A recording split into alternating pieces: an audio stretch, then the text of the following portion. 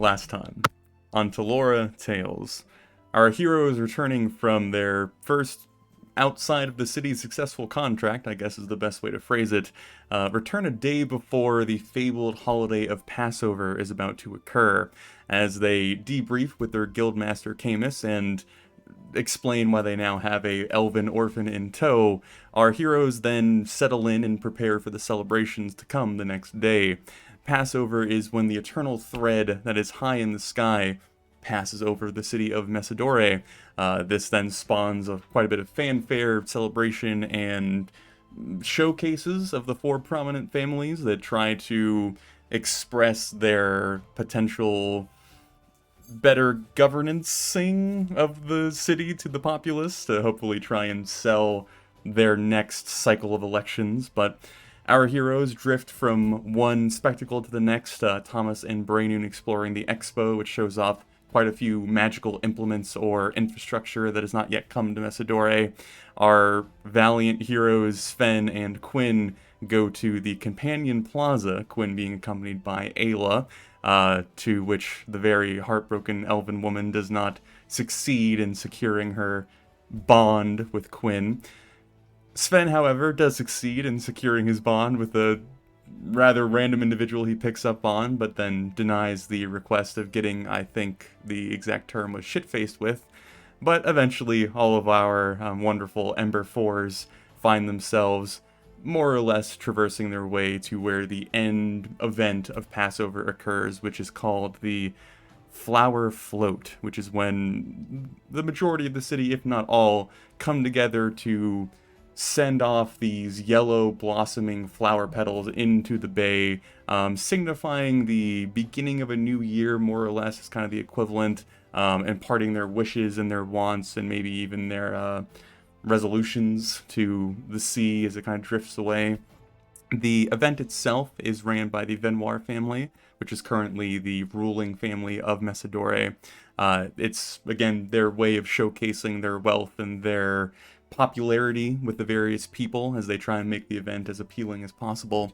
Let me actually go ahead and put the image back up on the screen. There we go.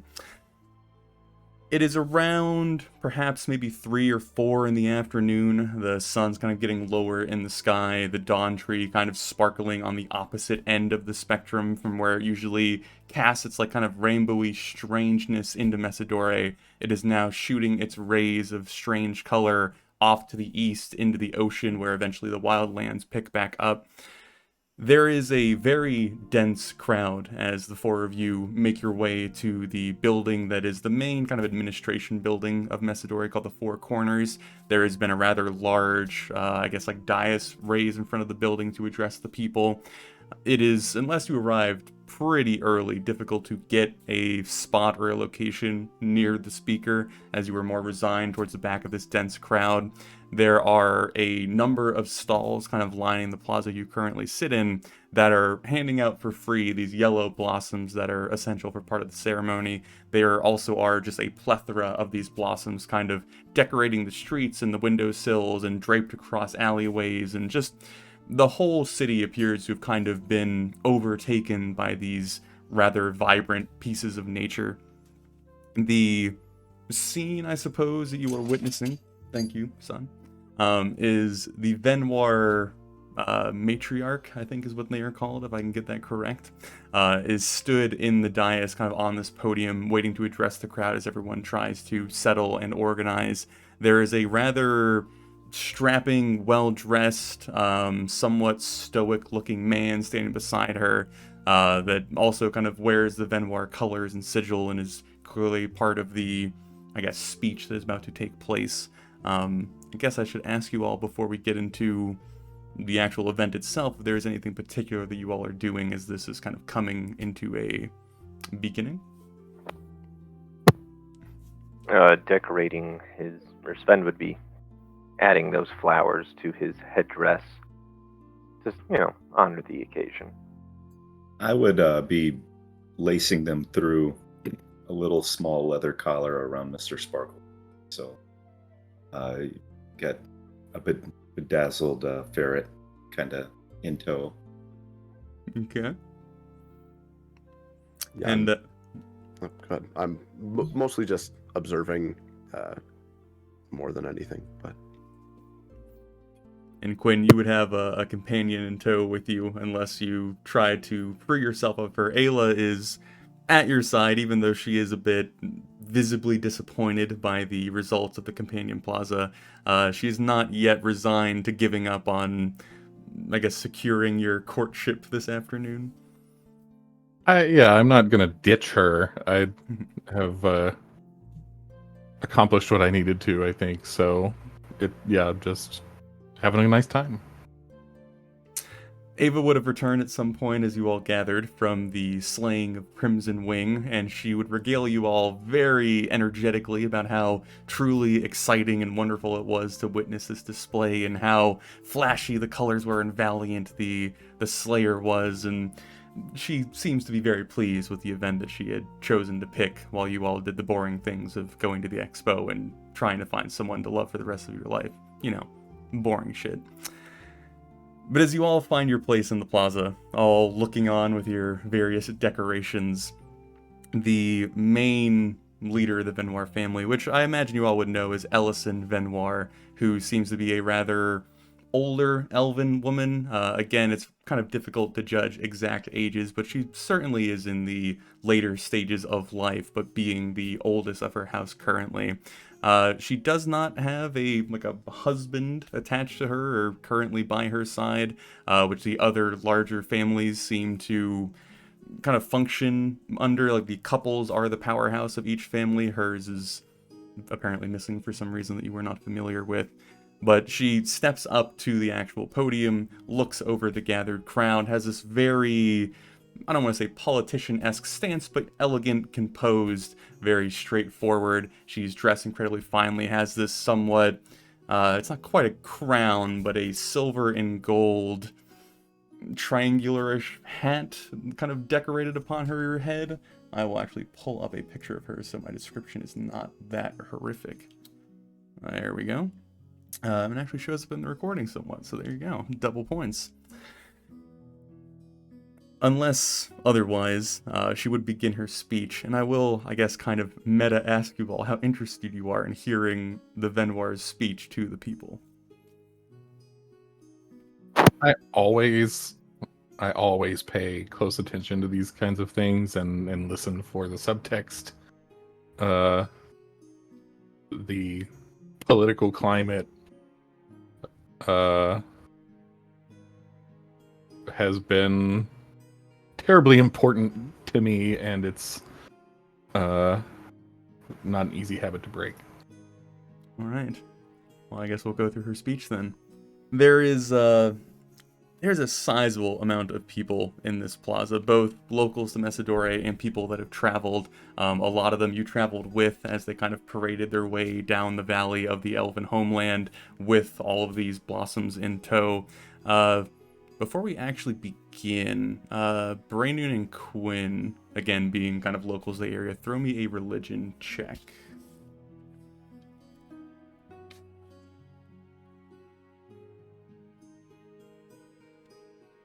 natural one.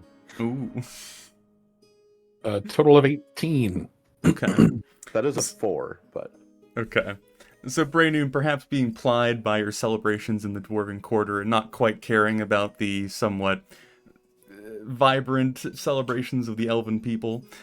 Quinn, you're more, I guess, primarily aware of this, also having served as some sort of agent of the council. There is a general understanding that you have about the kind of day-to-day life of the people that you've lived with for your entire life, as far as I'm aware. The blossoms themselves are usually referred to as brilliance blooms. They are only grown or found, as far as you are aware, far west, like deep in the valley in the center of Runathosi, and it is said that the late wife of the hero, I'm going to mispronounce this name because I do this to myself all the time, Amrumbel, which is one of the heroes of the Elven people that brought them out of, I guess, the game that is Talora, of conquering the Dark Prince, or their version of it, and bringing them into the world at large. Apparently his wife was laid to rest there, and that is where the blooms are found, and then transported to the bay, where Arumbel had given his life almost 2 millennia ago. So it is kind of this symbolic reuniting of lovers, more or less, as her blossoms are returned to the sea and then sent out to find the spirit of her husband wherever he is adrift out there. So that's, I guess, the understanding that you would have in the back of your mind as you're witnessing all of this. And it is, again, more or less expected for everyone to partake in this, whether you truly are of the elven people or believe in their religious ways or follow their spiritual beliefs or whatnot. This is something that basically everyone can indulge in and, I guess, put on their fair wishes to hopefully brighten the year ahead. But as Ellison steps up to the podium, you would notice that she takes this like smooth obsidian-looking rock.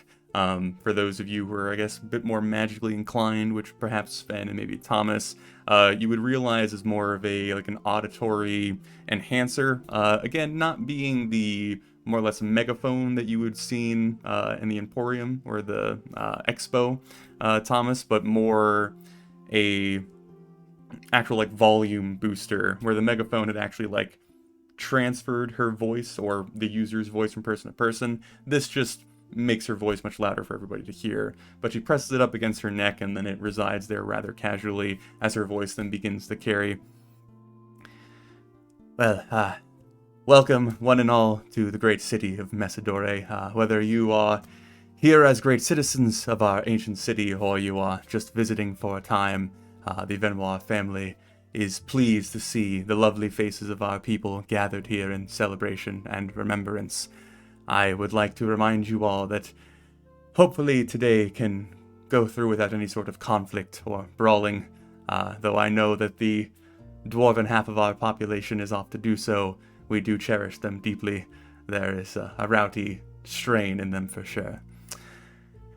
The Venoir family, as every year for the last 60 years that you have chosen for us to govern you, which we deeply respect and hold in the utmost honor, we will provide all of the necessary blooms and blossoms and provisions that you need to see through the coming ceremony. There will also be the feast over at the Remembrance Point Hall once we have made our way down to the coast. For those of you who are here for the first time, both welcome and my gratitude for you attending. I know that this is somewhat of a strange occurrence for people that are not familiar with our ways, but hopefully it showcases the deep love and connection that our people share, elven or otherwise. The first to take part in the blossoms and the departure will be my dear son, and she looks over to the man that was standing beside him, or beside her. Let me go ahead and give you an image for him. Gaius has been elected, but not by me. That would be far too biased, I suppose. As the champion of Arumbel for this year, he was the one who went out into the deep and cast aside Venom Tooth, who was trying to incur another blight into our fine and holy lands.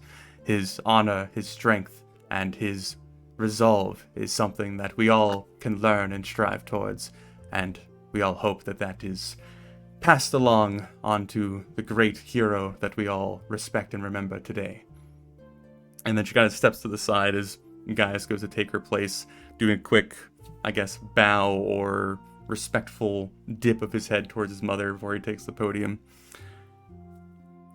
I am not a man of words, I am simply a man of action, and I do appreciate you all coming out to attend, and hope that we all can strengthen our collective resolve against the evils that encroach upon us from the east. It is not, I guess, unfamiliar to you all, the potential doom that they could cause us if our attention is pulled elsewhere. So, as we pass on to this new year and the thread passes us overhead, I would just like to remind you all that the Venoir family, both myself, my mother, and our various other kin, are constantly vigilant of the East and the harm that they might do to our ancient and beloved city. And I appreciate the honor of being elected your champion. Another kind of bow of his head as the audience would kind of rise up in celebration, clapping, cheering, various cries of approval, I suppose, whether you all take part. Ava seems to be somewhat drawn in, I guess, by the speech. Not so much by the actual people, but I guess more the message or the energy being put into it. I don't think it'd be lost on any of you that she's somewhat adopted this heroic-esque nature or drive within her since Yevaloon, being kind of centered around this fighting back evil, protecting the weak nature that she's almost kind of placed upon you, whether or not that is the true function of your group. But she listens to the speech rather avidly, kind of looking back over at Quinn with this kind of like grin on her face, kind of trying to see all of your guys' reactions to the event, I suppose. I just keep very neutral. I clap enough so as not to be noticed not clapping. Just a very like resting NPC face. Okay. Just here I am in the crowd. Yeah, all right. Just listening. Alrighty. So She as wouldn't. Go ahead. well, I was gonna say she is looking at everybody. Probably not Braynoon because she could probably assume Braynoon's reaction. But if Thomas and Sven were reacting in any sort of colorful way, she would probably latch onto that. Yeah, Sven would just be loudly, hand up in the air, mostly to gather attention, but, going along with the crowd. Yeah, I mean, if she was watching me, I would have visibly perked up at when he was describing the actual conflict and the specifics of that. The regular speech making would just be like attending a class, but it got interesting looking. Mm-hmm. As the Ava finds a little inkling within Thomas to kind of latch onto, she would kind of shuffle over to you and that's what we do, right? I mean, we fight the little evil things that come over. Yes, exactly. Not on that scale yet, but one day. Oh, maybe next year, one of you, or maybe even I could be the champion. That would be fun. They say be careful what you wish for. That does make me think, like, sorry, not to interrupt, but I wanted to think about, like, who actually would have done the heavy lifting here, if it might even have been that other guild or something, because I am having a hard time believing that it's got anything to do with this guy, other than taking the credit. Okay, go ahead and roll me a general history check, I suppose.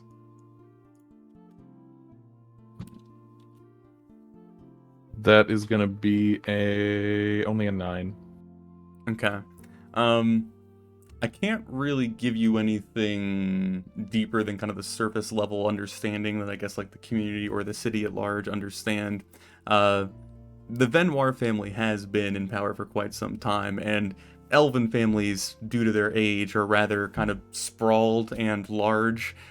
So there is a significant amount of Venoir kin or bloodline mixed into the governance, the military, the infrastructure. Basically, everywhere there's any significant post, there's a Venoir.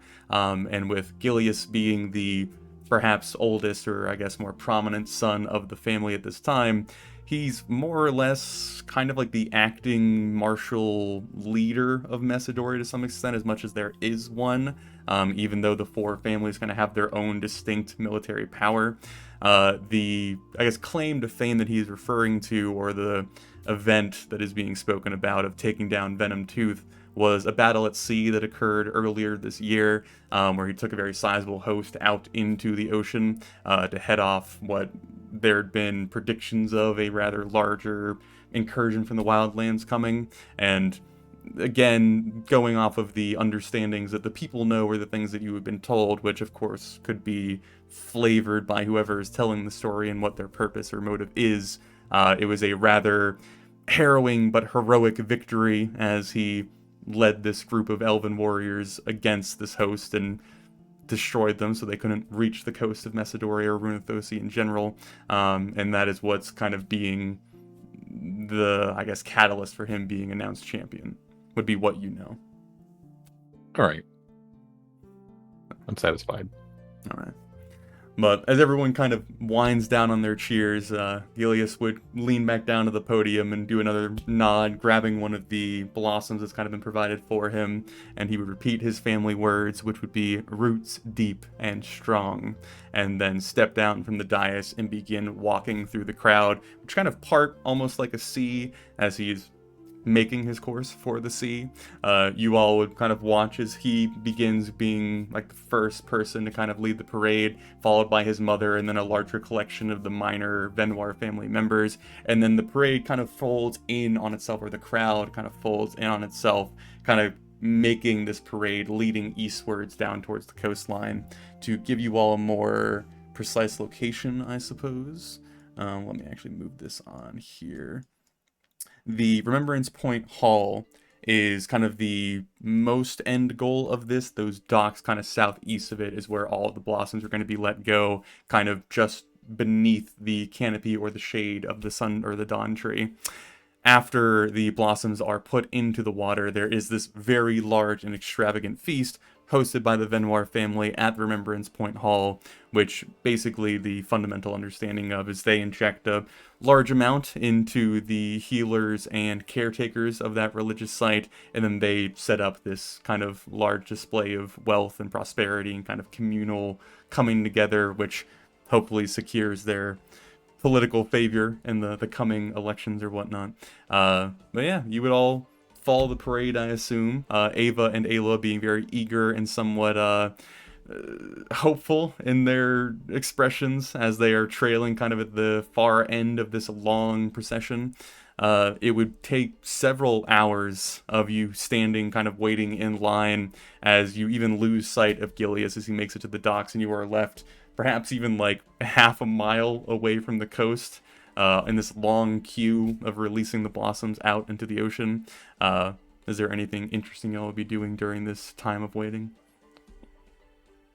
I would definitely give Ava and Ayla a chance to shake the magic ball. Well, I think previously you had Ava shake it, Or, and all that Ayla, came up, yeah. was skulls. And if you had Ayla shake it, it would come up as a heart.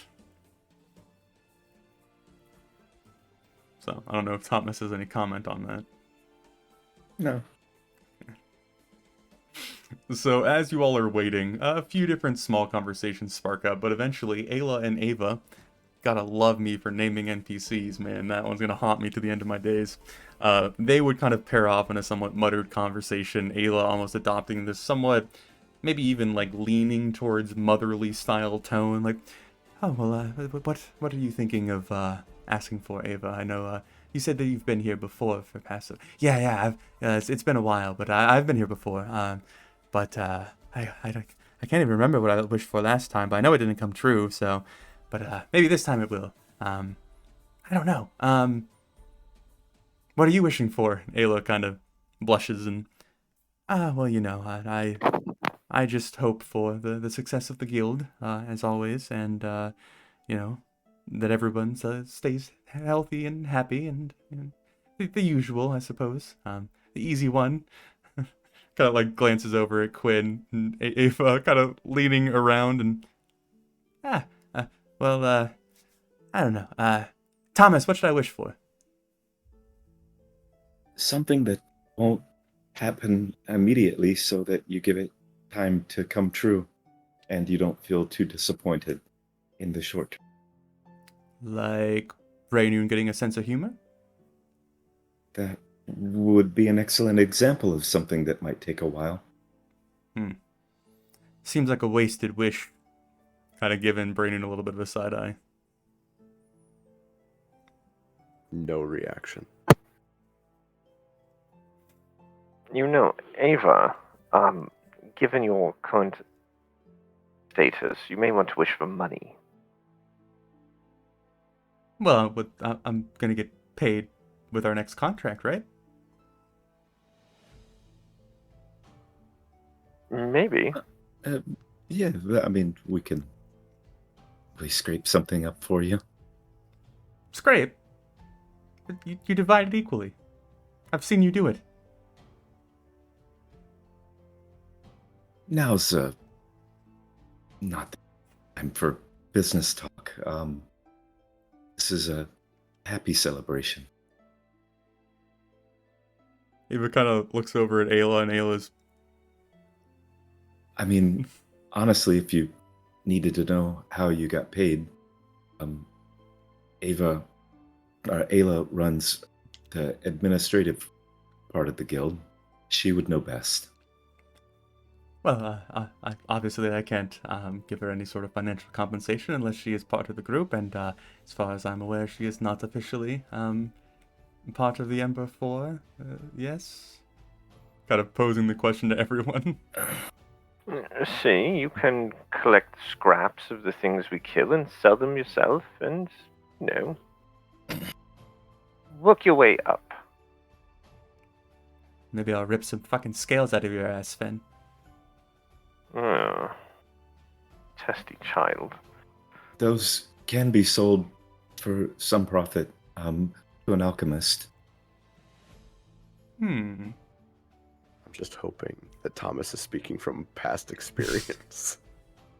It's real desperate times, man. He needed that book, man. He needed it. But as the afternoon progresses into evening, the light beginning to dwindle, I'll go ahead and give you all this lovely image, which is the dawn tree with the light kind of casting it from the other direction, and seemingly, I guess somewhat strangely or magically lit by the thread itself, perhaps having to do with something of its alignment. Straight above, there are these dazzling, sparkling little bits of light that appear to be almost of arcane origin for those who are more perceptive, which I guess is everyone but Quinn is arcane adept. But it would be a somewhat brilliant sight to behold as everyone is sending their flowers off, with some of them being more vocal about their wishes than others. You have, again, been rather long in the queue, so the entire bay leading up to the Dawn Tree is now blanketed in this yellow kind of rolling, raising waves of this blossom. It would all be your turn at some point to go down to the dock and release yours into the water. I don't know if any of you want to make your wishes known or even make a wish in general, but Ava and Ayla certainly will. So, I mean, I'll repeat it so that we can all hear it, but I would say it under my breath or even to myself, but whatever order we're going in. Yeah, Sven's not bashful. He would just kind of toss it out. Bring me riches, riches, many riches.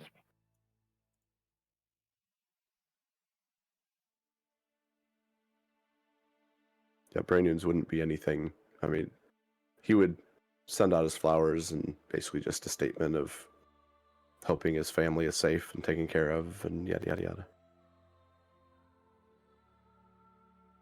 As Thomas is, as he's about to put the flower out, he's thinking of his family and he's about to make a wish for his family, but remembering the flame that he'd seen, he mutters to himself, I wish for infernal magical power that would make the demons themselves tremble. Ava, who's like half crouched beside you, just about to put her flower in, goes, Thomas. Like I said, wish for something that is a long way off. It's kind of cool.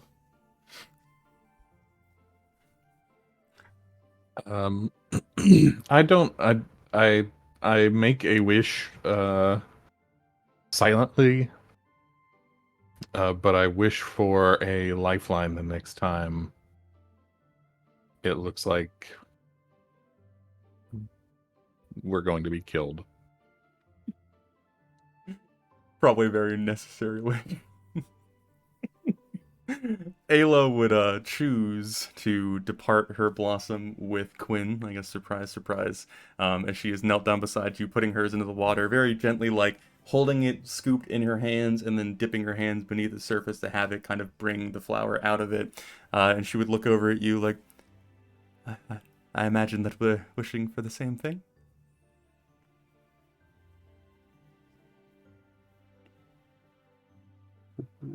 Well, in my family, we think that it's bad luck to say.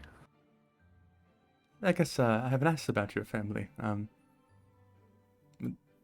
Uh, d- are you close? We keep in touch, more or less, but everyone has their own things going on. But they're alive? They are. They are alive. Well, I couldn't imagine not being close to my parents if they were here, but to each their own, I suppose. Sounds like you lost yours. Yes, but it's not exactly the most uplifting story. It is Passover after all. Maybe later. I just nod and return my attention to the observing of the holiday. Mm-hmm.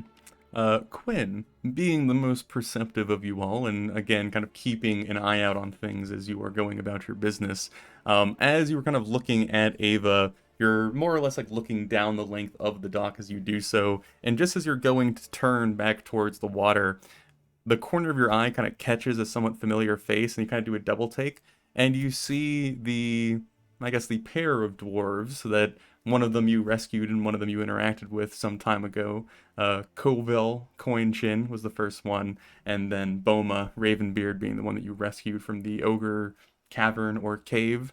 They are perhaps 10 or so people down from you on the shoreline, placing their own blossoms into the water.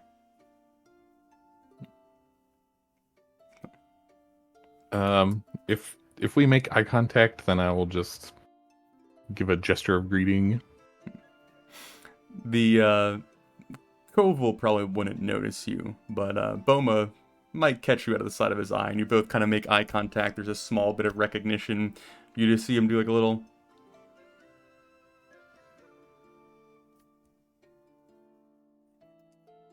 and then go back. So following the actual departure of the Blossoms, it is then kind of expected for everyone to take part and revel in the feast provided at the Remembrance Point Hall. And when we're talking extravagant, we're talking like Sven extravagant. There is decadencies and very foreign and exotic dishes. There is an abundance of kind of the regular staples of the elven diet as well. It is all laid out on these incredibly long white cloth covered tables, and there are constantly members of the, I guess, religion, more or less, going in and out of the Remembrance Point Hall, bringing more and more food as more and more people flood in. So that's kind of, I guess, the general direction of the crowd as you all make your wishes. So whether or not you want to follow up on that.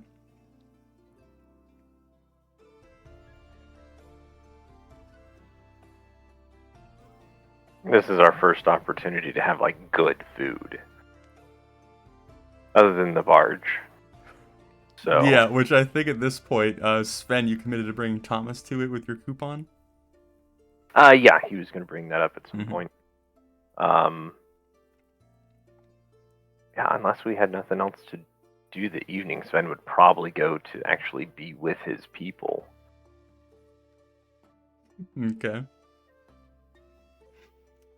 So I'm assuming as you all make your way over to the plaza and enjoy, and honestly, some absolutely delicious food, the entire time being somewhat, I don't want to say bombarded by Venoir propaganda, but reminded quite often that the Venoir family is the one in charge of this whole ordeal, you would actually spot Gilius moving through the crowd, shaking hands, greeting people, kind of having little like arm clasps with veterans and whatnot, just making a very public and general appearance to whoever kind of passes him by or approaches him.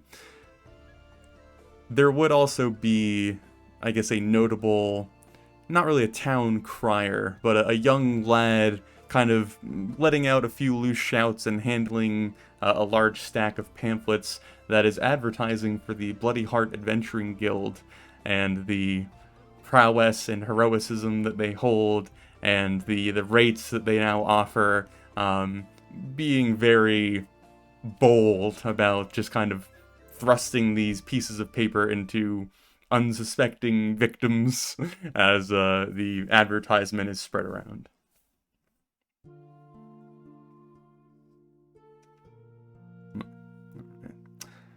No.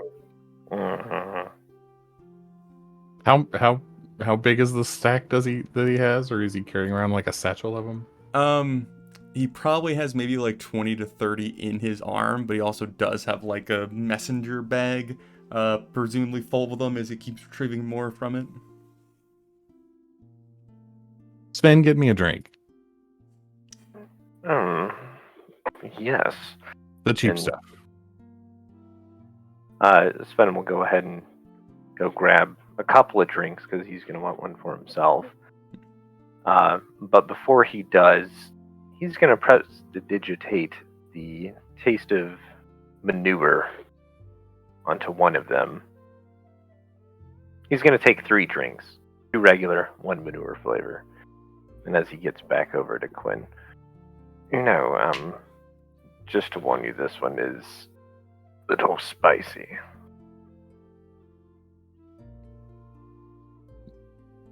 Noted.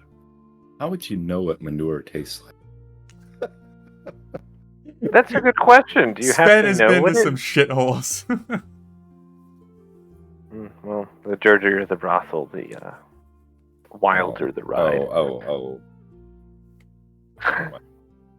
So I'll take it from him and go over and say just again bullshit fire hose. I should put that as a feature on my character sheet. Just come over and be like, "What? Well done, lad. Well done. You're doing a fine job. Having to work on the holiday too. That is admirable effort. And I must say, those adventuring guilds, such a treasure to have in our city, keeping things tidy, keeping things neat. Hear all that yelling, you must need to moisten your throat. Here you are, my boy. Drink up." I will ask you this. I imagine I know the answer, but did you have the foresight of hiding your Ember Boar badge before approaching him? I don't think I was wearing it to the... Okay. I'm in my party clothes. I don't think I wore it at all today. Oh, well, Camus would be so disappointed. Ayla. Oh, the humanity. I don't even think Brainwood had his on, did he? Nope. Oh. Right. I am in his plain Your clothes of competitors are plain out clothes. here advertising. You guys are like, nah, it's my day off. I'm not even wearing the suit. Yeah. Thomas would have dressed up normally. The same robes, same pet. Yeah. But yes, Quinn, as you approach this lad, who seems to be pure elven in appearance, so it's again kind of hard to judge. He's perhaps about the same age as Ava. God damn it. As you are, I guess, being rather approachable, go ahead and throw me a persuasion check. Can I see this going on? I imagine you're all aware of kind of roughly what everyone's doing. That's gonna be a 27. Jesus Christ. Even him rolling a 19. Good lord.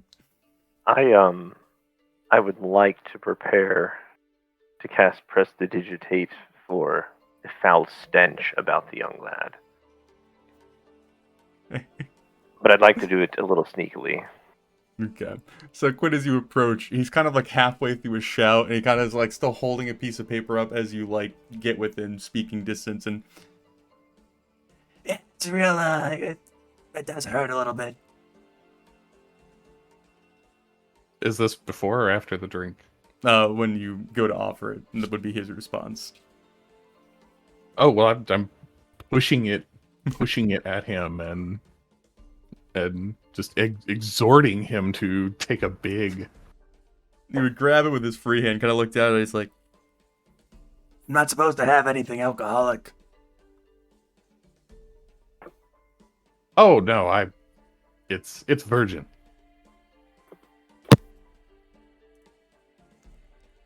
Goes to take a swig, and you see it pass his lips, and first he recognizes that it's distinctly alcoholic, then realizing the taste, and it's perhaps difficult to perceive whether or not he subscribes the manure taste to alcohol or the manure taste, as he gets it into his mouth, and he goes,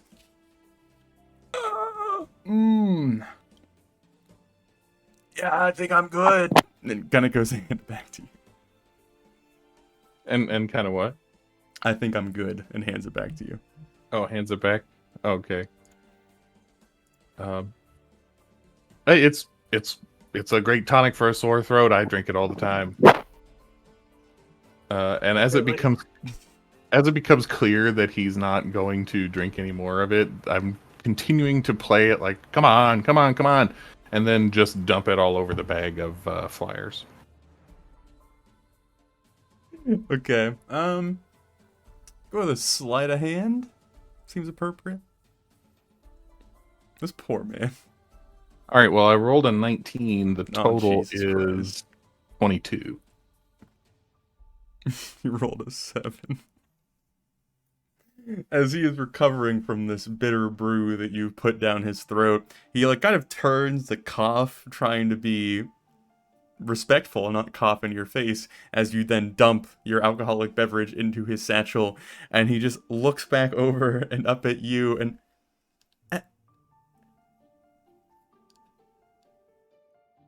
just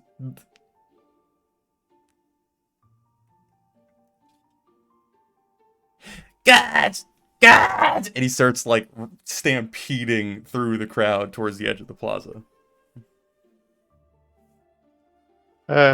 Just a satisfied sigh and then walk back to the group. I'll take. Are there a few of them that weren't soaked in shit water? I think, yeah, Spence said that he grabbed 3 and only spiked 1. Yeah. No, I'm so I have- talking about the The paper flyers.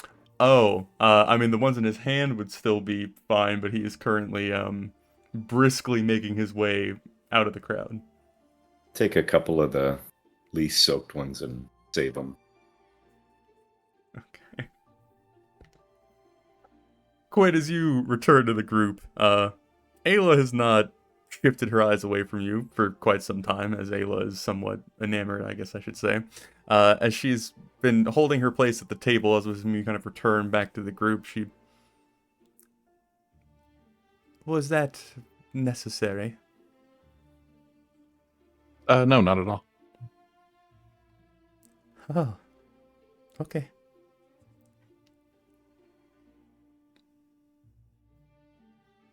Where to now?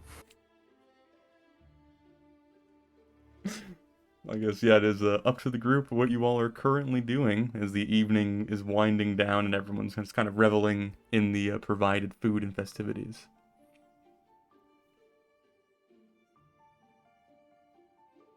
I'm watching Sven. Sven's drinking. It's a party. Is there dancing, or are people like actually getting? Yeah, I mean, I Cutting imagine up, the yeah. longer that people are kind of in this plaza, the more kind of celebration begins to take over, you know, dancing, singing, merriment, all that kind of fun stuff. Eventually, like, once we get towards later evening, like 10 or 11, the food would be pulled out and the plaza would just be kind of left to reside or hold whatever party goers are still there. So it's really all up to you, like how long you linger and what you do and what you revel in yourself. No chance that I saw the shopkeeper that sold me the 8-ball in all this gaggle.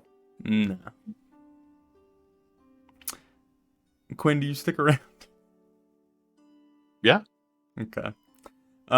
Perhaps about 30, 40 minutes after your interaction with the younger lad, two green hoods kind of begin approaching you through the crowd, and you, again, keeping a general awareness about you, would notice that they have kind of marked you and are heading in your direction.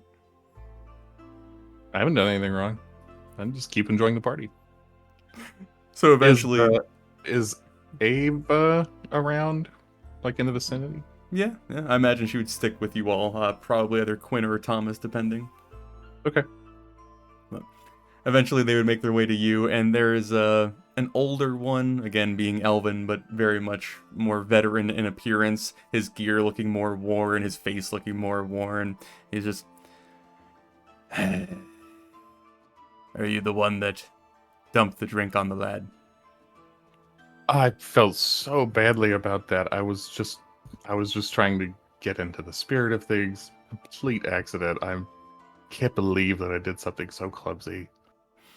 The guy beside him, who appears to be somewhat younger, is... See, I told you it wasn't even bothered. Look at...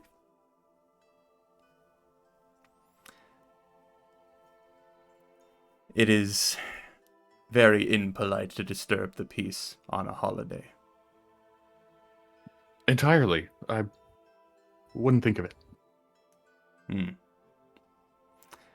What's your name, sir? I'm... Excuse me. Hello. Good friend of Captain Kirith, myself, Svenjamin.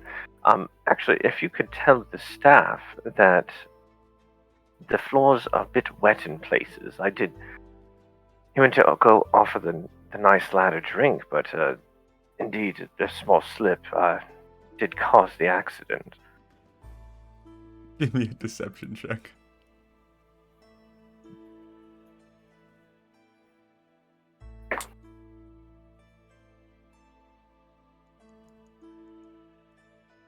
It's a solid 10.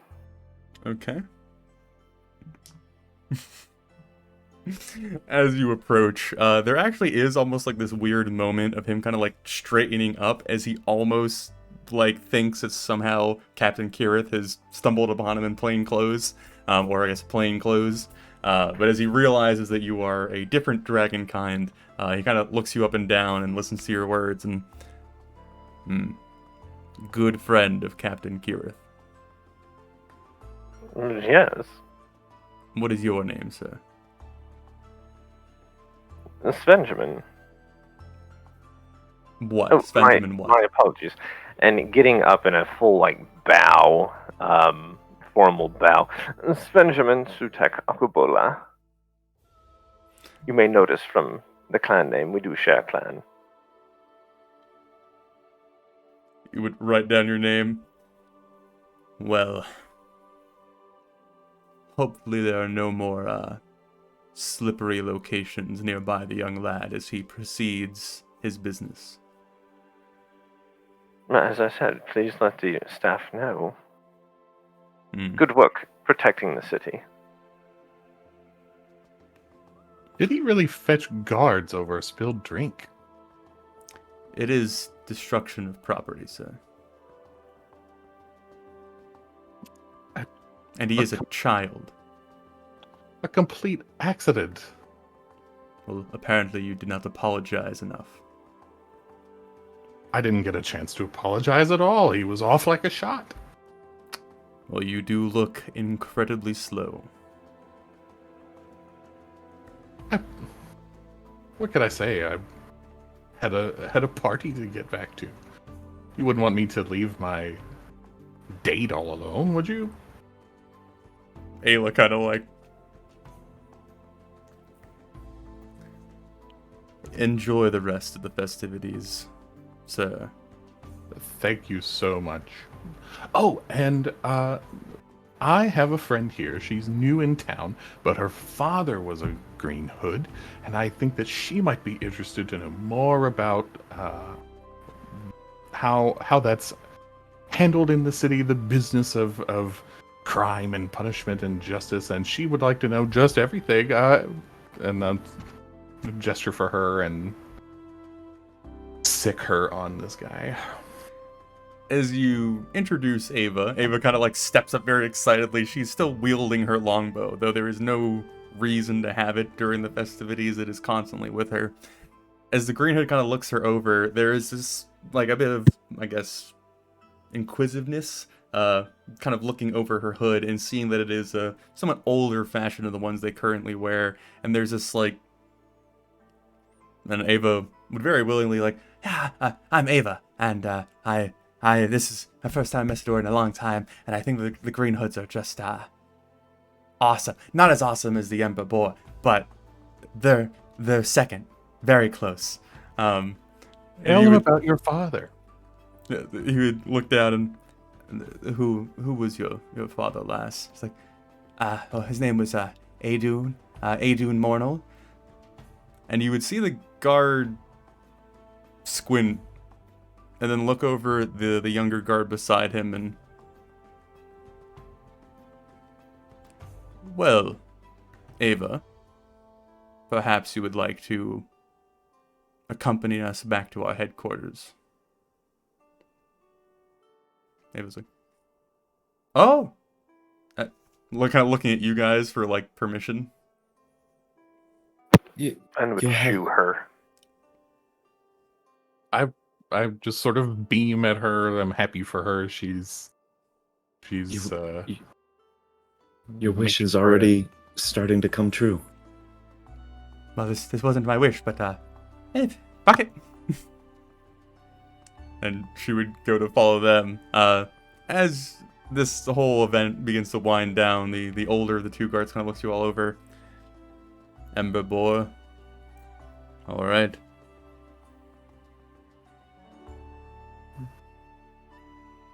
Have a good night. This entire time, haven't said anything, haven't intervened. I've just been sitting there shaking my head. I'll go over to the older guard.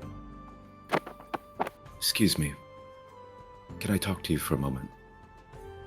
I assume not, and then he would send Ava and the younger one ahead as you two stop to talk. As I'm sure you've discerned, her father was a green cloak. He quite recently passed.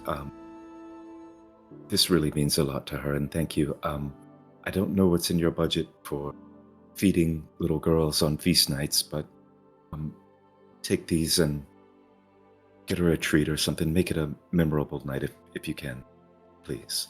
And I give him 3 silver. Kind of takes the silver and then would just like place it back in your hand. Can I ask you, where is she from? We encountered her, my map. Yevaloon? Yeah, we encountered her in Yevaloon. And you said her father's name was what? She said, I can't quite recall. Hey, Dune. Are you there, Brandon? I mean, I'm keeping an eye on the group, so I'm Okay. close enough to know what's happening. But You kind of look over at Brandon as he interjects and, well, it appears that a criminal, or at least the daughter of a criminal, has been apprehended. I would like to know a little bit more about this Adun. Oh no. Look. We know nothing about any criminal background of the sort, but she certainly believes her father to be a green cloak. Please Well, he don't. once was. Then that's all she needs to know about him. On second thought, I think perhaps all of you should accompany us back to headquarters. I imagine some people would like to speak with you.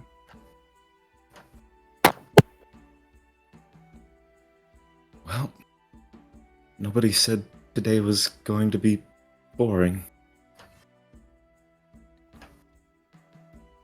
Would you all comply, I suppose?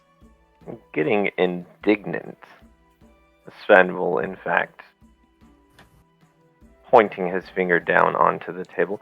No, this is unacceptable. I demand you take me to the good captain.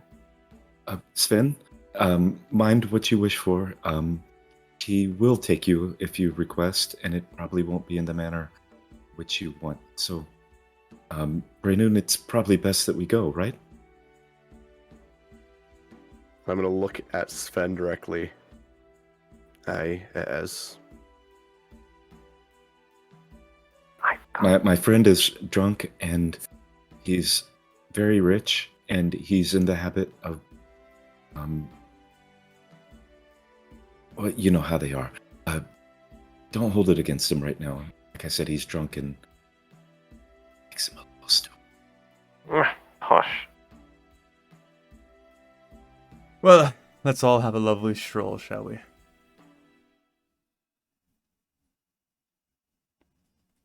All right. So as you all are, yep. I wanna get Ayla, like, I'm afraid the party's over, dear. If you could head back to HQ and maybe. I don't know if I'm allowed to leave. What? Sorry. I don't know if I'm allowed to leave. Oh, just when we turn to go, just go the other way, confidently. Okay. And just update Kavus whenever you see him. Okay, confidently. The turns.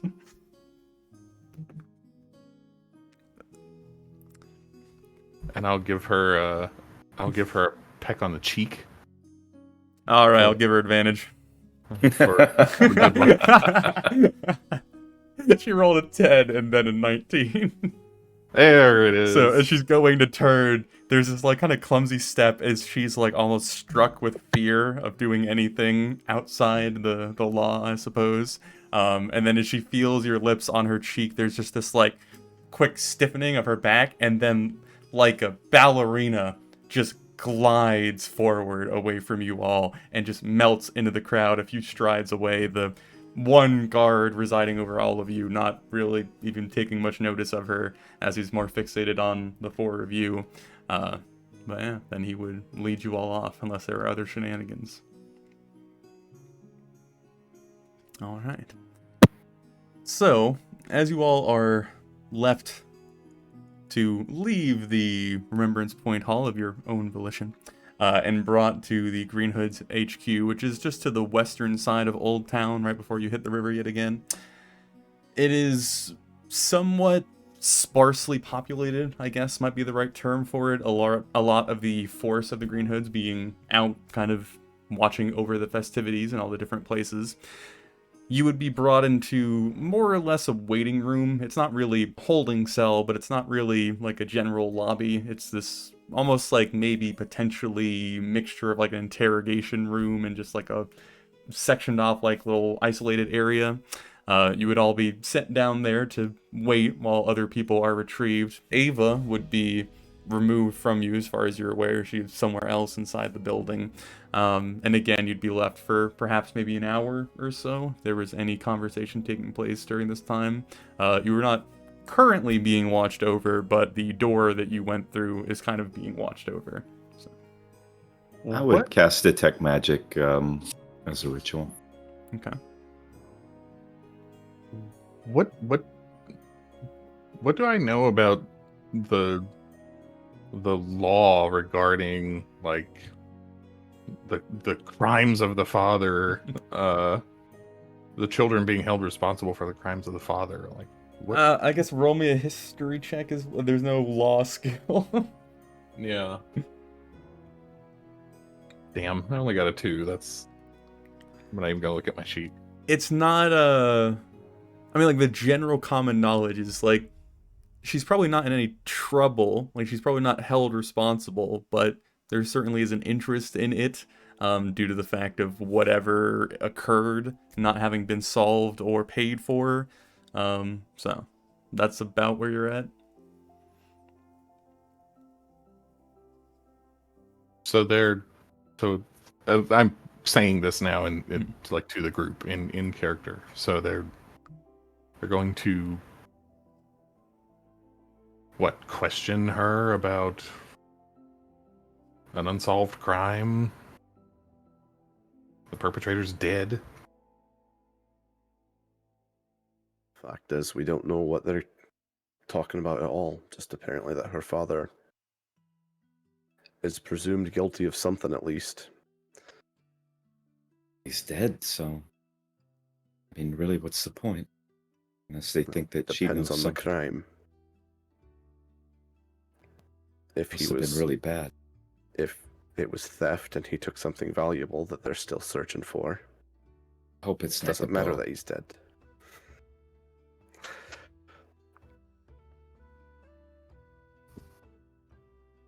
Well, she did get what she wished for of meeting the Green Hoods.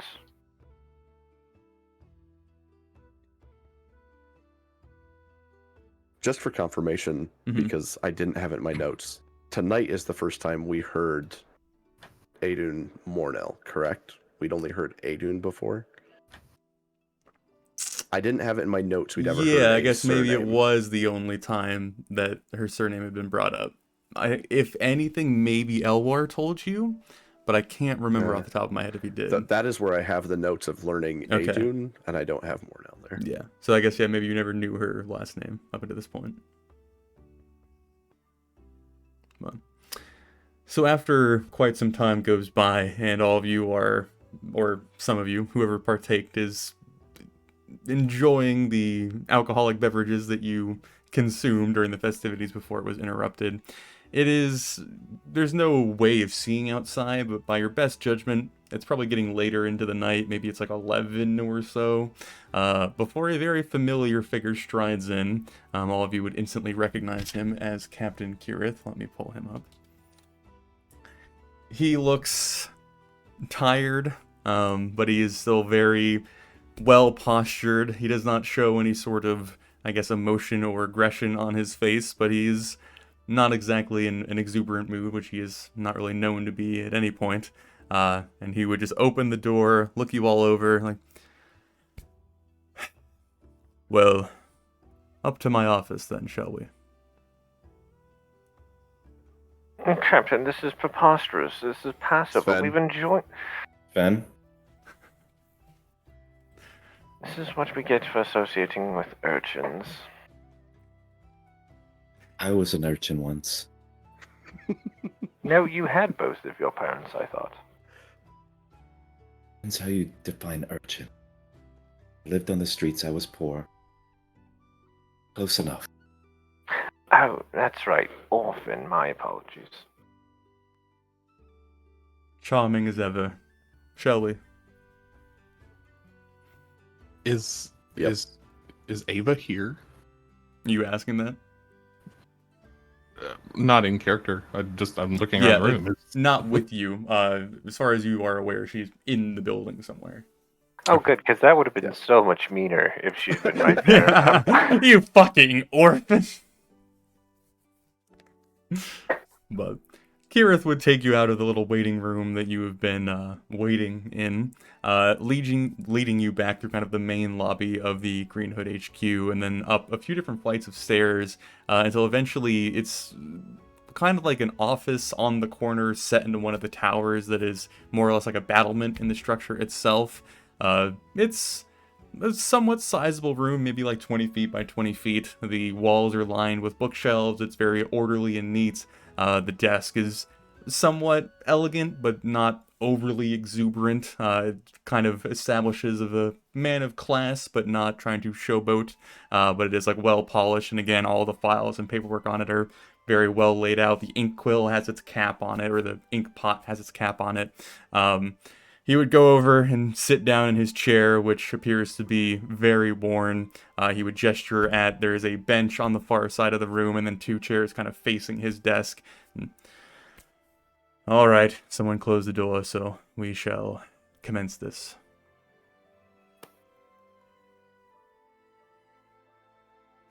Son, flick away and head towards one of the chairs. Mm-hmm. The quick question, I can't remember off the top of my head. Did the letter ever get delivered to Captain Kirith before you guys left, or is that still in the works? I So thought a Brain- letter was taken Mhm. telling Kirith that we were leaving and we Mhm. wanted to meet with him when we got back. Gotcha. And then when we got back, due to the proximity to Passover, I Mhm. stopped in and left a note for him saying, Gotcha. "We will come see you after Passover." Okay. So, as you kind of This look is not through- how it was planned. Yeah. As you all take your various seats, ever position yourself. Well, it's not technically past Passover, but close enough, I assume. You all appear to stumble from one shit pile to the next. You Uh, you aren't Oh. really going to interrogate that girl. No, she's currently having fun in the armory, I think is how they put it to me. I do have to ask you all some questions though, and how you came across this child. She came across us. We were in Yevaloon on a contract to dispatch of some goblins and then a dragon Kobolds. or kobold. And we also ended up encountering some sort of dragon mutation-esque thing. But she had been adept in slaying kobolds on her own and offered to lead us. That's how we met her. And along the way, she let us know that her father used to be a green cloak. She was very proud of that. And so we Father was killed before we got there. Father was, yes. And whatever else happens, please, there's no reason to let her think anything but good about her. You told my guards he was going by the name Adun. That's what she told That's us. the name we were given. Not the cleverest man, I suppose. Real name was Dane. And he kept his last name, so... And lived in Yevaloon. Just to be clear, it's not just a different person with the same last name. I'm fairly confident I know who this Adun was. But apparently you all do not, and it appears Ava does not know either. It would also seem that the people of Yevaloon did not know, or if they did, they kept it quiet. Well, we have not discussed your previous festivities in Messidore, which we will perhaps get around to. But I suppose I should ask what your intentions are with her now that she is here with you. But no, she's here with you now, right? Our intentions were honestly to bring her to the Green Cloaks in the hopes that she could become one.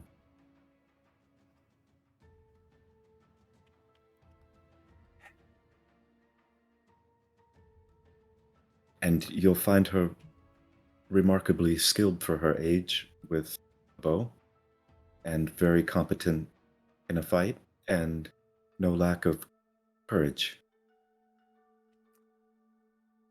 I don't think that, letting the young girl reside here is a particularly smart choice. She seems somewhat aggressive in her decision-making. Only because she hasn't had any sort of proper role model, apparently, and the Corps of Greencloaks has, I'm sure, quite a good training regimen that could instill discipline and modulation of aggression. Or maybe even a good list of orphanages? Shut up, Sven. Thomas, you wound me. I think that she will be more of a liability if she ever was to learn of her father's transgressions. It is Then perhaps smarter to drop her off somewhere else whenever you all leave the city.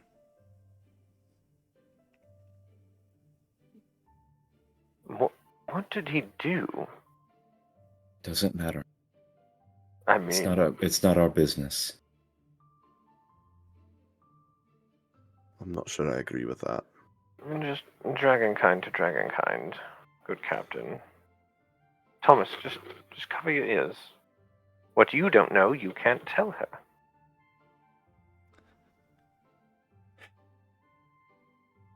Svenjamin, your tongue is as deft as your grace.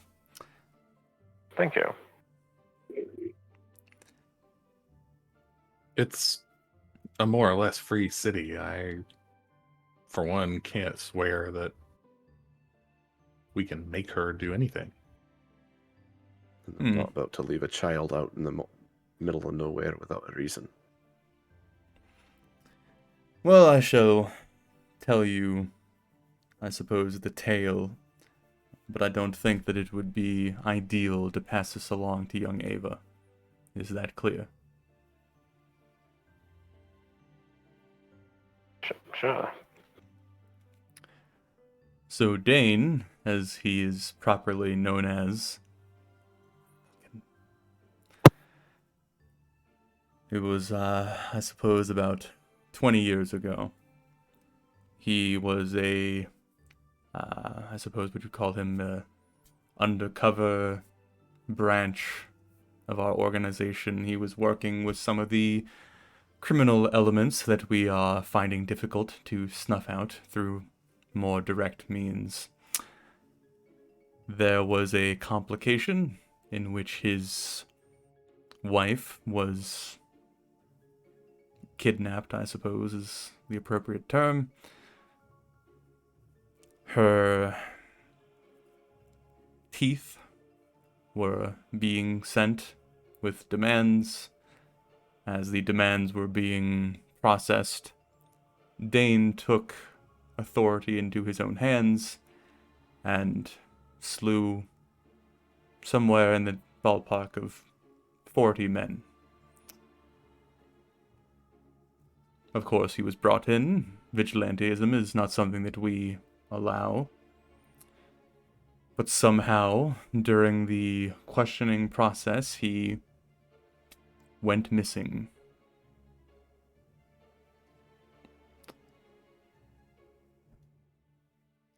That's the whole story. It's the broad strokes. Oh, you had me worried. I thought he did something wrong. Well, are we through here? Well, I see that our lesson from our last encounter has not fully sunk in yet. We did nothing wrong. We were quite within the law and mindful of our actions. What lesson could you make it plain for us, as we're obviously not intelligent enough to understand it? Slaughtering people inside the walls of Messidore without the, I guess, authority to do so is the issue. I do understand that you were working with a man who seemed a bit more brash than you, but you did leave the corpses out in the open, which is not exactly smiled upon. Thought this matter He was killed those men. behind. Yeah, he killed them and thought this was behind us. You can dig up his corpse and convict it, and in the meantime, we took in an orphan whose family had been killed by monsters. And were declared heroes of Yevaloon. I am not disagreeing with you by any means. I am simply saying that slaughtering within the city walls is not something that is looked kindly upon. So yes, killing more than a handful of men without the authority makes him a criminal. Undoubtedly. But you can also understand that the common sentiment would support his actions, though not the law. I did say that somehow he found his way out from the hand of justice.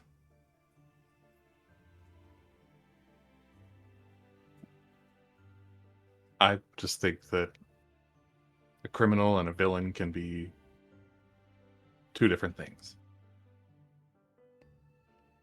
On rare occasions, I would agree with you.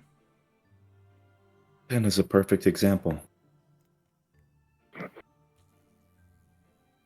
What are you implying? On it.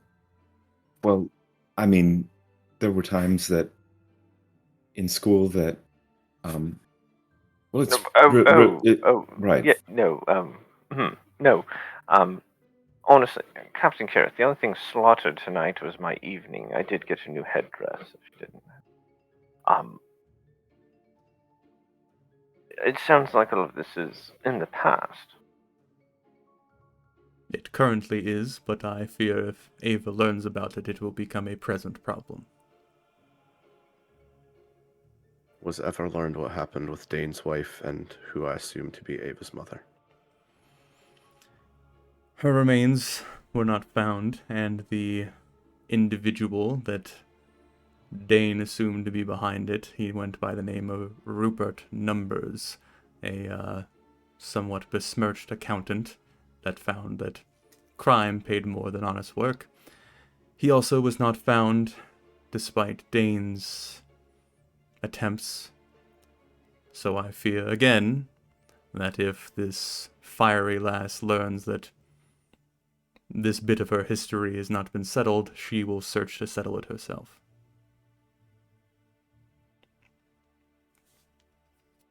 And as long as she kills him outside the city, then it won't matter.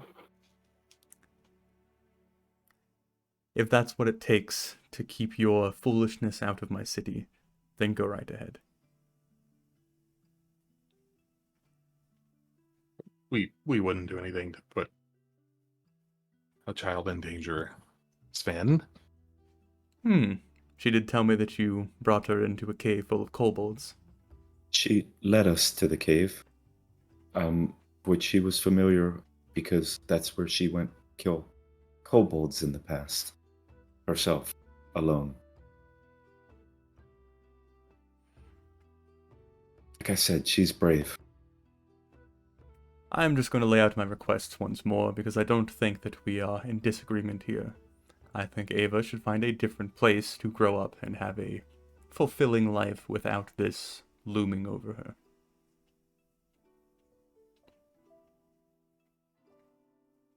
Well, perhaps we will make the suggestion, plant the seed.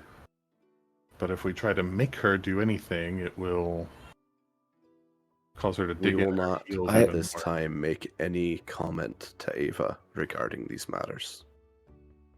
Exactly. And you, What? Captain Kirith, could just outright tell her that for whatever reasons, I'm sure you have good ones, that she can't be a member of the Green Cloaks here.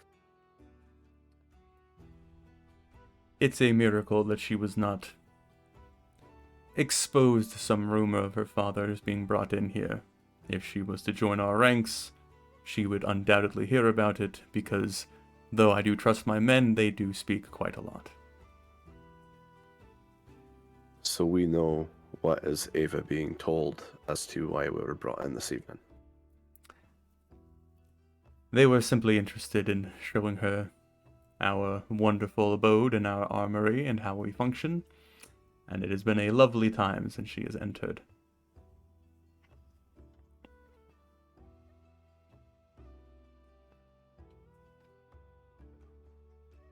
And at least for the time being, that is all this evening will ever be.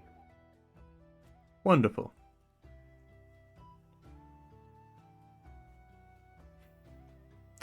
Well, since we now have a understanding, or at least I hope we do, we will find out.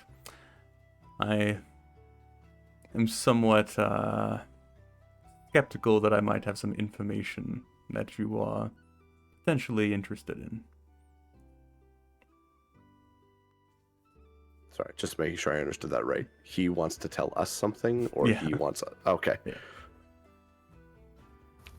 We are all on the same side here. I have not delved into it because I've had quite a busy day, and I was looking forward to it being over, but duty calls, I suppose. You all were seen entering with a dragon head.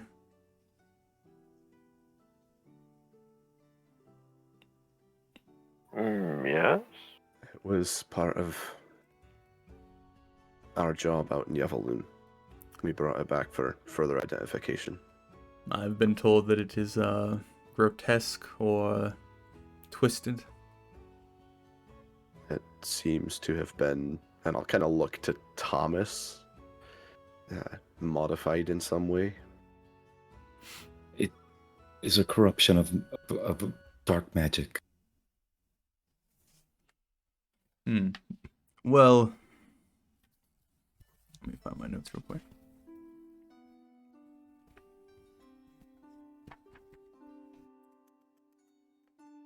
Ah, yes.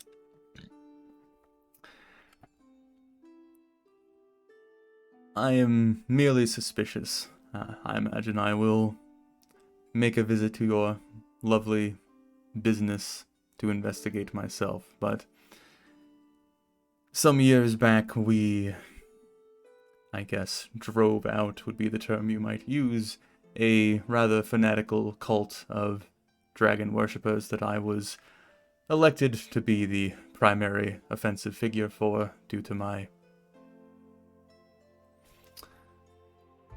They were messing with attempting to mold themselves to dragons or dragon types. It may just be a coincidence, it may not. The last we know of them, they went into the glade where we can no longer pursue them, which sounds like is where you found this beast.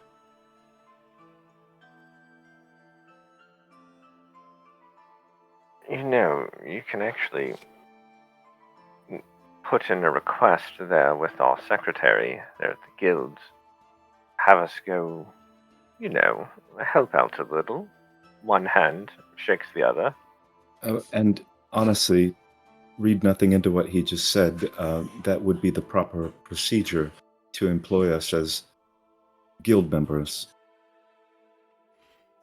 We are forbidden to do any sort of freelance work, but No should the contract vigilante. come up, yes, that would smack of vigilantism.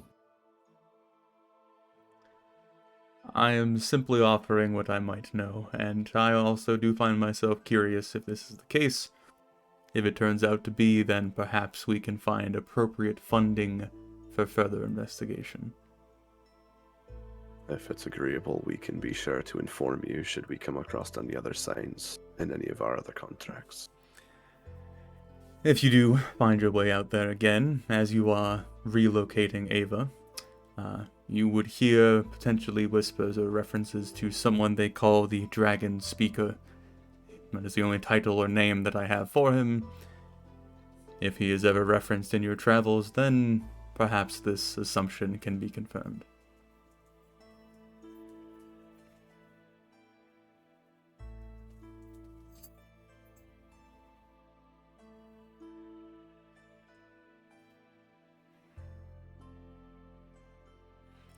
So, now that we have had an interaction where one of us is not leaving disappointed, he kind of looks over at Quinn. Are we on fair footing and an understanding? Undoubtedly. Well, I do appreciate your communication following the disaster that was your previous contract. I hope better luck in the future. And good fortune to you too, Captain Kirith. Stay safe in your patrols. My years of patrolling are long past. Kind of looks down at his desk. I meant your organization and the men you're responsible for. Well, they don't need fortune, they have me, so they'll be fine. And we don't need luck. We have us. No, I need luck. Luck is a-okay by me. Because a false construct of desperate men. Sometimes I'm desperate. Well, before I go find my bed and sleep off the actual work that I did today, is there anything all that you might need from me? Understanding it's late, might I have a few moments of your time after my companions depart? I promise I intend to keep it short. Ha. If I'm not mistaken, I thought Sven had sent a letter to Kirith that Braynun did not deliver. You sent a gift basket, probably Yeah, with a letter that I did not deliver. end up, yeah. Okay. Yeah. I threw your money spent in the trash. The edible arrangement guy was like, what the fuck? Okay. As long as they have no business with me, then of course.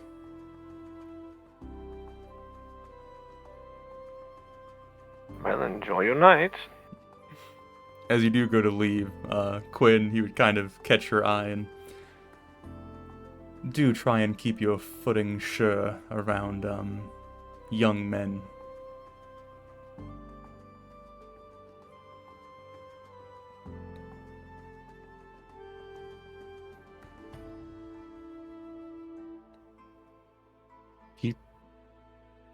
To no one in particular, just kind of around.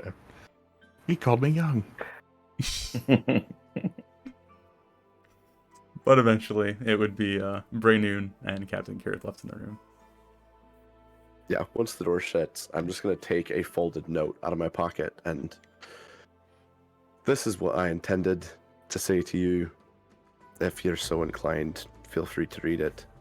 I'll just kind of place it somewhere on his desk that's not in the way of other things, but however, it's clear to me that what I thought was our group intention is not quite, and so instead I apologize on behalf of the Emberbore Guild for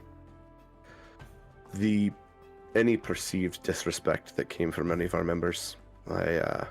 I'll do what I can to curb that going forward. After the disaster that took place, those three decided to make me their leader, for better or worse. So all of their actions reflect on me, so I do apologize for that.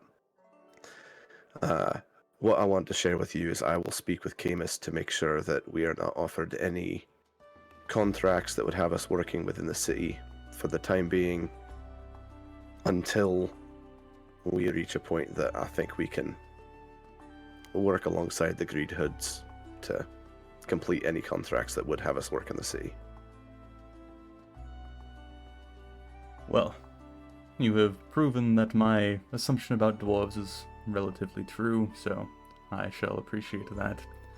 Your companions are colorful, and I do not hate them, as I imagine Quinn thinks I might, but they have a peculiar way of processing the world around them. That is for certain. If I might make one request, understanding that you have every right to decline it, could it be possible, and if they even exist, that I be given access in this building alone, to any records around the events that took place with Ava's father 20 years ago? I imagine you won't be surprised if I ask your intentions. I suspect a 20-year-old case that most of the people that you are interested with are either missing or dead isn't a priority for your people. And while I understand your intention with keeping Ava in the dark, I don't think keeping secrets from her about her father and her mother are good for one as long-lived as an elf.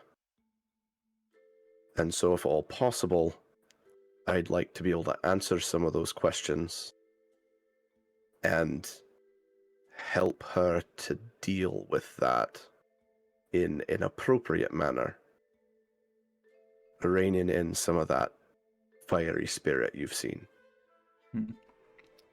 But I give you my word, anything I read in this building will not leave this building, shall not pass my lips,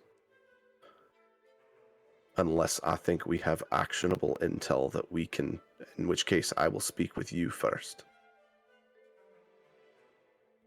She did name you the grumpy one, I think is what she referred you to. Yeah, So she likes to say that. I imagine that you are not going to mishandle. Her well-being is my top interest, and I agree. If she knew what we now know, there'd be no restraining her. But she's smart. Kind of reaches down into his pouch and he pulls out the truth stone that you are somewhat familiar with, the one that was used outside of the brewery after that whole kerfuffle. Yep. And he would kind of offer it out across the desk for you to take hold of. I would take it willingly. I imagine that you know that this works both ways, so though I am not a dishonest man, you know that I speak the truth. I feel unfulfilled with how Dane's departure occurred and the loose threads that followed. I would not be opposed to that problem being solved, because he was one of us. So if your intentions are to benefit Ava, and perhaps see through some of the loose strings, then I will gladly offer you this privilege. I give you my word on the names of my wife and all my children. I imagine that's quite a long list. That's only 6 names. Kind of put the stone back on his desk. Well, I shall let the record keepers know that you can come and go as you please, of course, not taking anything out with you, and I imagine your fingers are far less sticky than your friends. And I'll just kind of hold up the very large, Thank you. I'll not waste any more of your time this evening. Well, Ava will be waiting for you down at the main lobby, and again, do handle her with care. Do try to get some meaningful rest. When everyone else decides to stop disturbing the peace, maybe I will, but I don't think that day is coming any day soon. And I will depart. All right. And that is where we will take our 10-minute break. So going into the Goblin contract, which is what you all have decided to go with, what would be some of the preparations, questions that have not yet been answered, things surrounding that? We went over a little bit of it, but there's always, I guess, room to double dip, I suppose. Rope and rations. Mm-hmm. Yeah, I don't know if I was successful at all in creating a merchant contact for us all. But is your goal to find like a general goods seller that you can like throw things at, or? Yeah, that's kind of the idea. Like my approach is, I understand that the Ember Borer Guild isn't big enough for like an exclusivity contract for a merchant, but I'm going in saying, if we agree to buy everything from you, what sort of deal would you give us? Is basically the way I'm pitching it at this moment. Kind of coming in like, I hate this, but Brainian would do it. Coming in, like, he'd try to get the letter from Elwar back from Camus, and, like, that's kind of the, Mm-hmm. this is the sort of work we're doing, this is the sort of reputation we're trying to build. Mm-hmm. This could reflect on you when we, if, we buy all our gear here, and that sort of thing. Okay, give me one moment, because I'm actually kind of curious.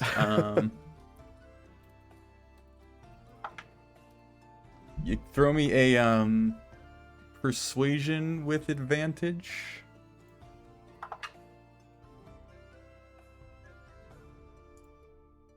Right, I'm actually proficient in persuasion. That is in 18. Okay. Odds or evens? I hate this. What are you rolling? A d20. Oh. I'm gonna go odds. Okay. As you approach, you kind of use your contacts at your other guild and your knowledge of Messidor as a whole to isolate different variables of what store might be kind of more lenient towards your proposal or more accepting of Right. your offer. Yeah. I'm not gonna walk into a store that I see bloody hearts walking in. Yeah. All the time, but Yeah. I can't speak. The shop that seems to be the most ideal for your ask is referred to as the Worthy Elf. It is, again, more or less kind of a general store. It is a rather large business with kind of smaller artisans or craftsmen within it. It's like owned by one head shopkeep, and there's probably like 6 or 7 more refined stores within it. As you are conversing with the owner of this shop, he would almost like complete your sentence before you say it, as he brings up that a rather interesting and peculiar gnome called Felt had mentioned you as he was shopping here not too long ago, and he had plenty of good things to say about you, along with the various other attributes you put forward. He would, I guess, agree to work with you, more or less. The general idea that I have, at least in my head, which you can certainly critique if you want, is probably giving you some sort of discount on buying supplies, and then being the sole distributor of like goods and wealth that you are looking to sell off from your adventures. Like if you acquire trinkets and gold bars and various Right. other things, it would go through him versus being sold to whoever might offer you the most. Does that seem acceptable? that sounds exactly what I was looking for. Okay. I guess we'll go over maybe perhaps exact percentages somewhat later, or make it rough for now. Unless you had a figure in mind. I mean, considering this is very early in the rebuilding of Emberbor, I'm pretty much agreeable to, if they're going to give a discount, I'm not going to, like, if it's, I'll give you 1%, there'll be like, oh, come on, that's got to be a, but like, I'm not looking for like a 20% discount right out of the gate. This is a very early relationship. I was going to go with 10% discount, and they take 25% out of whatever they sell. So basically, they're giving us a 10% discount on goods we buy, and we're giving them a 25% on things that we sell to them. Yeah. I'd say that is agreeable. Okay. Then it is so.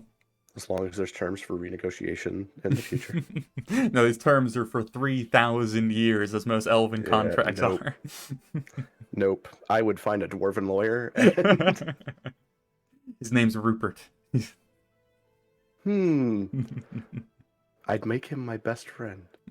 But, alright, so yes, the Worthy Elf will now be the sole merchant for, well, sole merchant as long as it is under their roof. For the Emberbor or the Ember 4. So. And I'm assuming their contract for purchase is basically right of first refusal. Like if we bring something in, they're like, we don't want to buy that, then we can go sell it somewhere else. We brought you 3 rotten frog eggs. Right, yeah.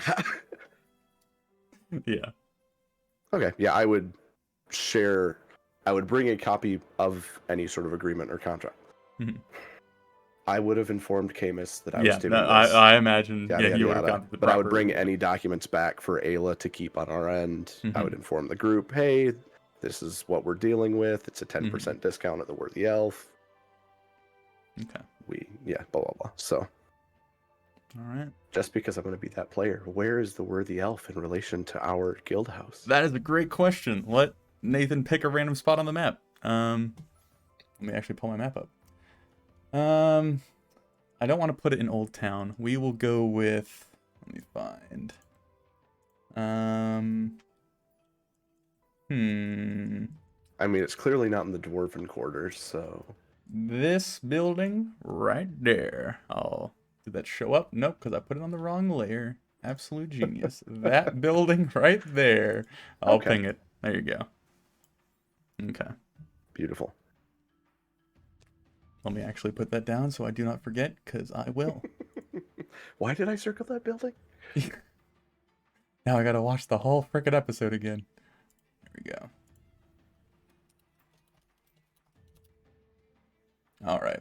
So, same statement to you all. Is there anything besides that the group would be asking about, preparing for, investigating, leading up to the contract? I'll go ahead and actually pull up the contract for you all, which I don't think I set that up, but I will. Give me one moment. Did the person that I spoke to that wasn't a joke, strictly speaking. I really wanted to know if I could get a check. I don't imagine they'd be the type of people to do that, would be my response. Unless you staunchly disagree with me. No, it's I don't want to. It's not worth like pushing. I just thought I would ask. Okay. Don't I mind the just red remembered. border. I just remembered one very minor downtime item. Mm-hmm. I work with Thomas to identify that buckler. So Thomas doesn't know identify, right? No, but No. between the two of us, I'm sure we could like take an afternoon type of thing, and is more what okay. my thought process is. Okay. Did I Or give an afternoon or you? two. Yeah, did I give you the School of Magic for it? I don't remember. Let me find my notes for that session.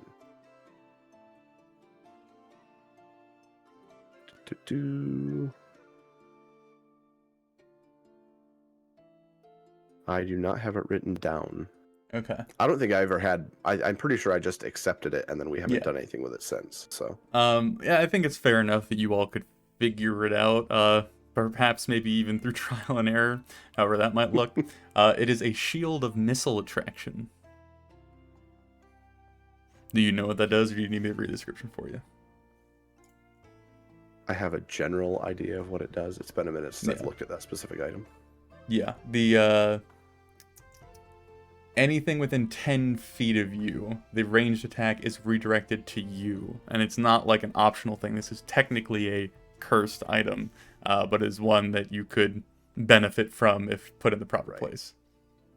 Is it redirected to the shield or redirected to? It's redirected Fair. to him, but he also gets resistance to ranged attacks. So, Yeah. but it would still roll to hit, as far as I'm aware. But then you would take half damage if it does hit. And it says ranged attacks. I don't think that counts for like spell ranged attacks, or does it only count for physical projectiles? I don't know. We can fight on that or clarify Yeah. that if we need to, but that is what it is, more or less. All right. All right. I will ask if anyone else in the party wants it. Otherwise, I will Give it to add that to Sven. my. here you go. This is for you. It's a shield of missile deflection. God. Give Now, it to Ava. To clarify, that was any attack that targets someone within 10 feet of him. Mm-hmm. Okay. So basically, if Brandon's in the front, which he's off to do, it would be drawn to him instead of whoever it was aimed at. Okay. So, any contract questions for the third time? Oh, Like- head out to the area, figure out where they are, and then disperse them. I guess is just kind of cut off their ears. Anything specifically about Hammer's Rest that we Yeah. don't know about? So Hammer's Rest, let me make sure I'm on the right page. Yes, it's kind of deeper into the mountains than you all had previously ventured. Maybe the Kobold Cavern is probably about the same depth in the mountain range, but it was a dwarven fortress that had been constructed some pretty lengthy time ago. It's not really I guess easy to come up with a precise number, but it's a pretty old fort. It was abandoned about 30 years ago once the family that constructed it had some financial turmoil and then abandoned it. Also due to the Glade Agreement going through, it's kind of difficult to put more attention back into it. So now it's just a old dilapidated fort very deep into the mountains. It is just west of the choke in that vague direction. And again, it's not that the goblins have been seen going in and out of Hammer's Rest, because no one's up there to see that, but that's like the closest prominent structure that might hold them. I think I did share the image in the Discord of like the vast area they could be in. If you're going just to Hammer's Rest from where you're at, I did the math ahead of time because I'm a good boy.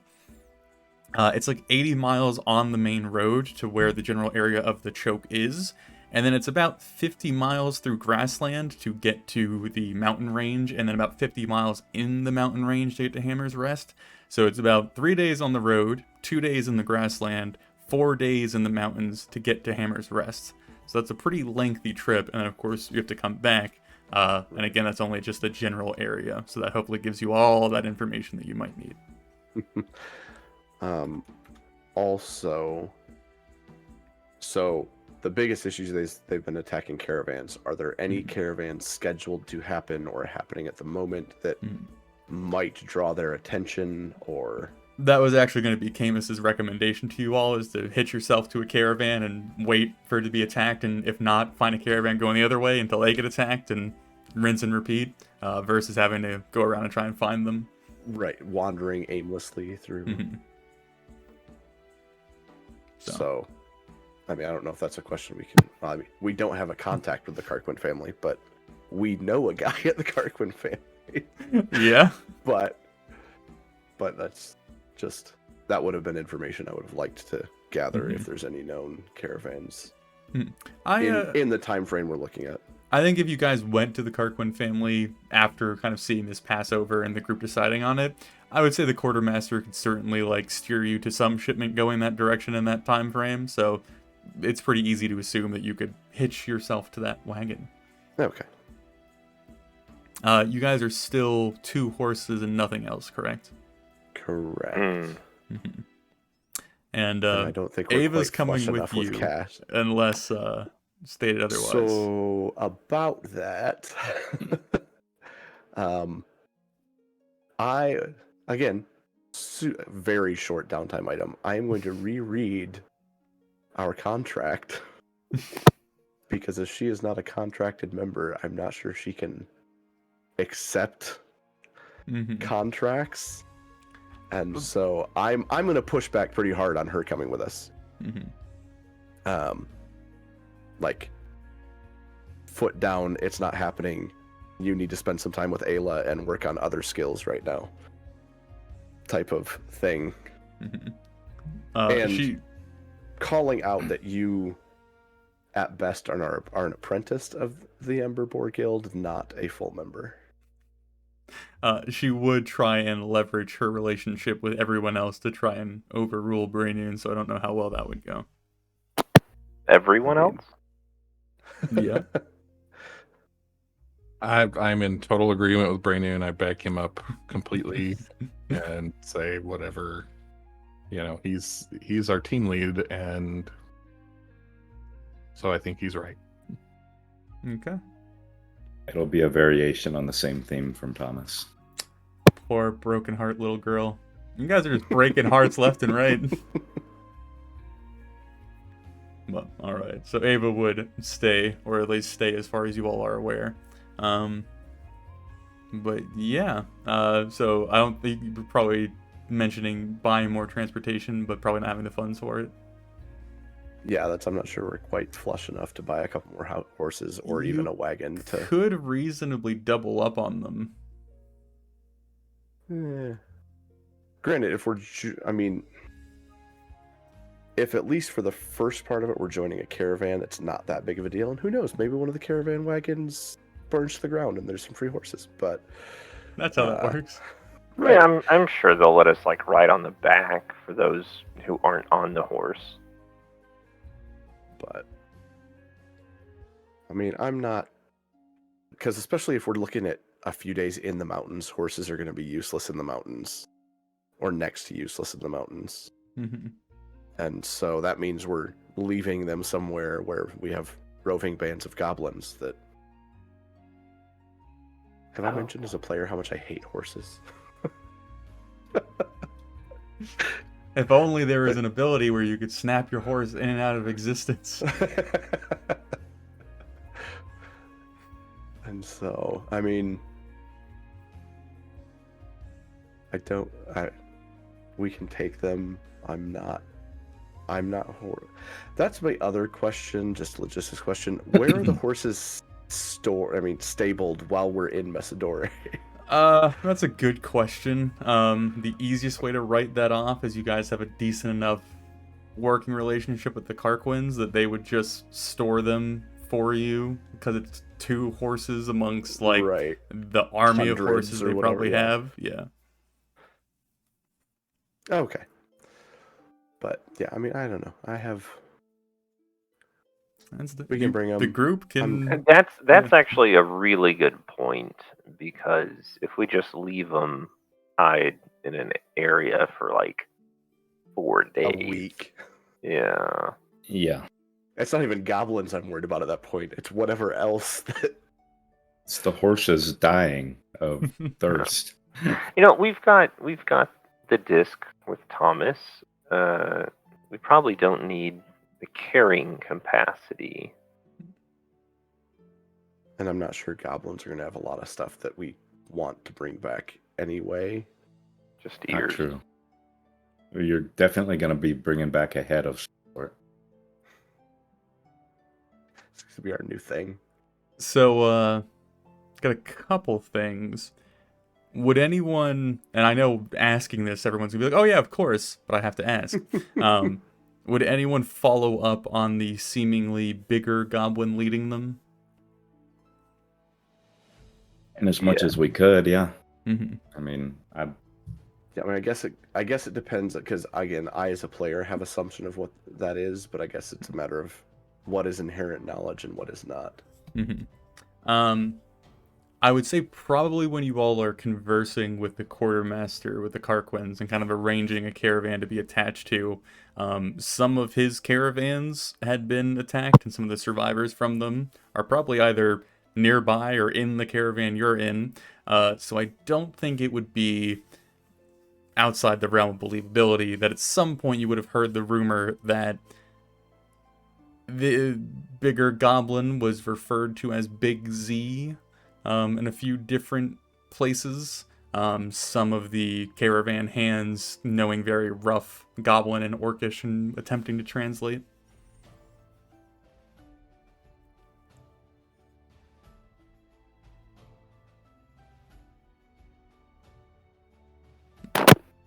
Did they mention anything magical regarding the attacks?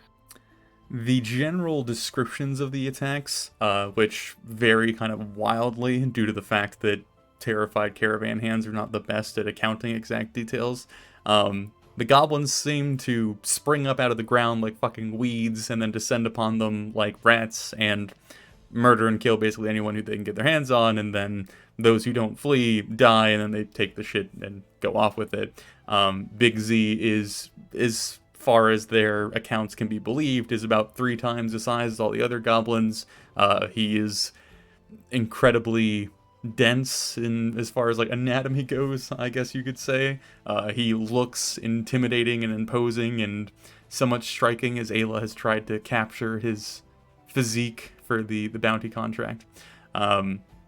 Yeah, but you would hear things from like they move with such incredible speed that they blend in with the green background, or they release such high shrilling whines that the horse's ears bled before the attack occurred, and various other colorful descriptors of people that have survived harrowing events. Okay.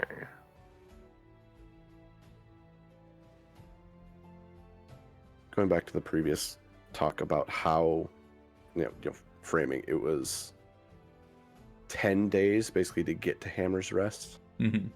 3 days, 4, or something like that. 3, 2, 4. 3, 2, 4. Mm-hmm. Okay, so 9 days. I'm trying to figure out rations.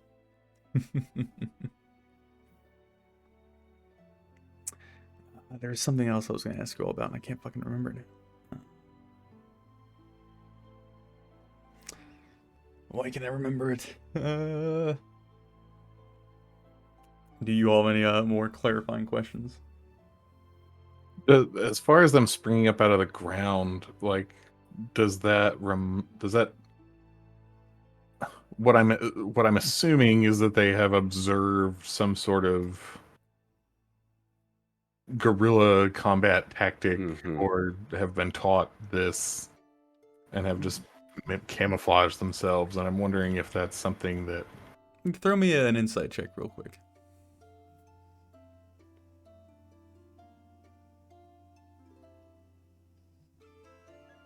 Only a 12. Okay. I think you / Quinn are more or less on the same track, trying to kind of read between the lines of the different accounts you're hearing. Either they're sneaking up to them and they just appear to be leaping out of the glade because the road is surrounded by tall grass, which a goblin could easily just appear from, or perhaps they literally are staging some sort of ambush and lingering in the ground and then leaping forth when they begin their assault. It could mean a few different variations on things, but more or less gives you the rough, I guess, explanation of they are setting up an ambush and then acting very quickly upon it when it does occur. Does it does it sound in any way similar to tactics on behalf of the Plains Elves? Like either they've seen them do it, or they've been taught it. I would Or say not that- no for various reasons. Probably the biggest one is the Plains Elves are like the most aggressive, assholey pacifists known to man, or to elves, I guess I should say.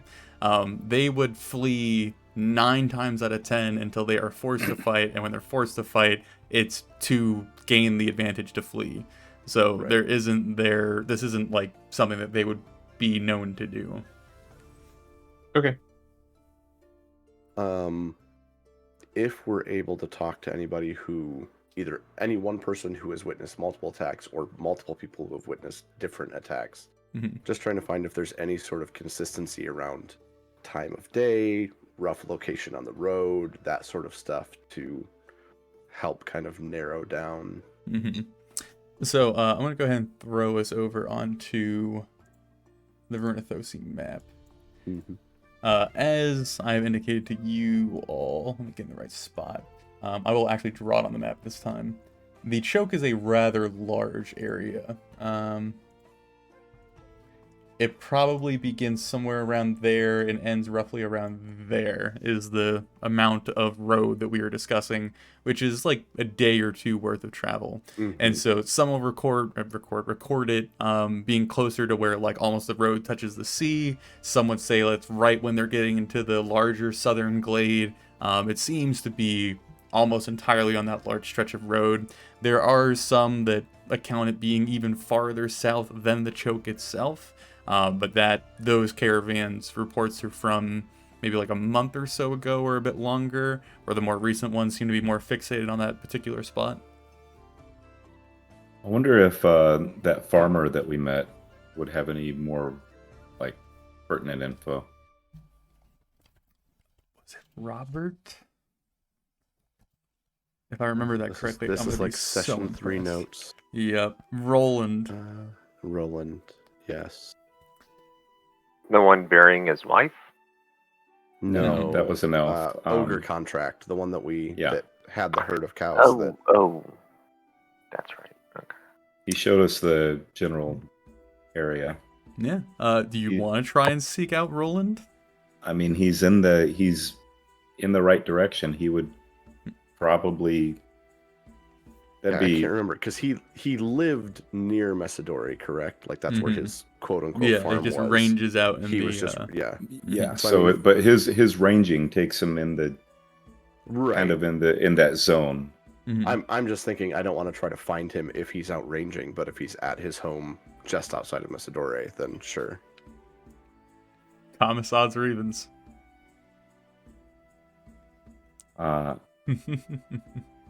Odds, I get an 11. Yeah, I fucking knew you were gonna do that shit.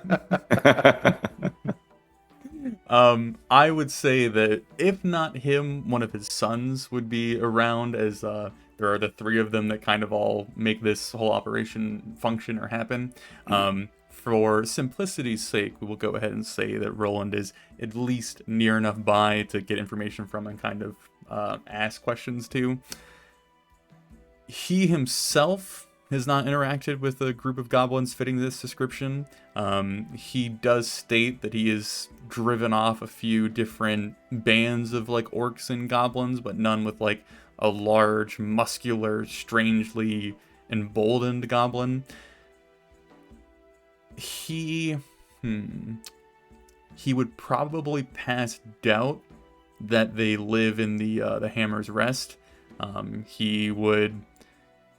He's not 100% on it, but he's pretty damn certain that a griffin has taken up roost there, and unless they've made a pact with the griffin, it's probably unlikely they live there.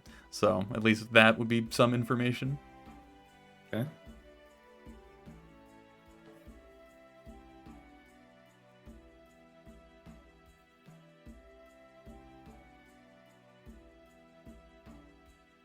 I love the different faces you guys have when you're putting notes down.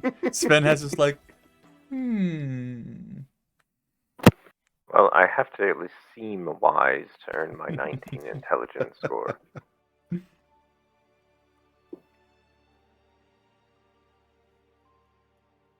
But would there And I'm be pretty any? sure- I'm pretty sure we asked this back with the ogre contract. There's no like old maps of the area of the choke that would be available to us that we could review, just kind of like Not really. okay. Like to give you a better understanding of kind of Bloody what was parts probably occurring. have some. The area south of the Grevelis River, which is the river that Messidor is set upon and where the Glade Agreement kind of starts and ends, the council was just beginning to kind of encroach south of Messidore and slowly okay. working their way further and further and kind of making it more civilized, as they would describe it. So they probably didn't even get a lot of larger structures or infrastructure down to the choke. There certainly were like lesser nobles and maybe more prominent families trying to go establish like estates and stuff out there, but it was very much like being out on the frontier versus like being in any sort of like town or region or section or county. So yeah, there probably wouldn't be very clarifying maps of that region. You would mostly, or if best, just have caravan like merchant route maps, or even just like lists of landmarks to follow the road so you can get from one city to the other. But yeah, unless perhaps the nomadic elves might have a better understanding of the terrain, but you would have to interact with them. So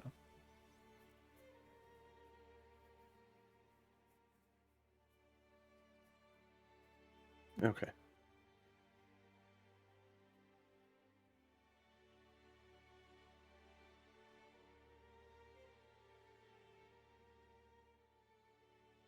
Trying to figure out what I'm buying at the same time, taking notes and what questions to ask.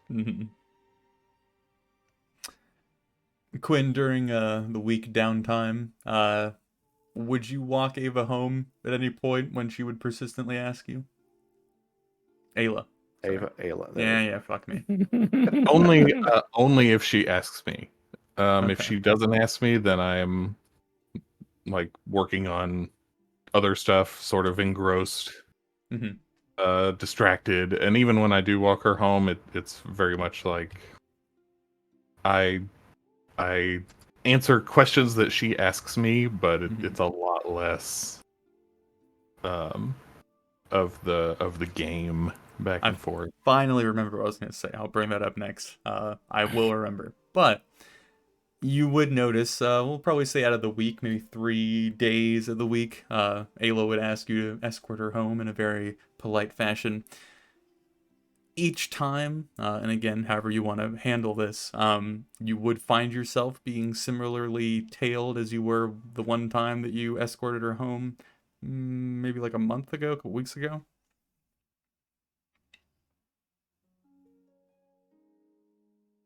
So do I? It, it might be as I'm working on this problem. Mm-hmm. Do do I think that I'm being followed or that she's being followed, and I just happen to be there?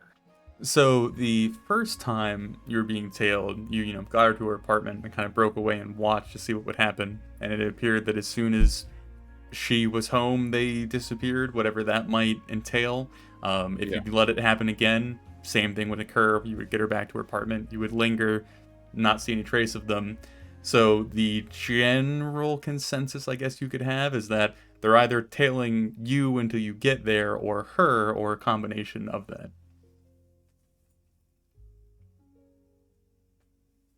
I, hmm, I want to do something about this, but I don't want to put her in the middle of the shit. So, how many times does this happen? 3 times. Okay. Uh,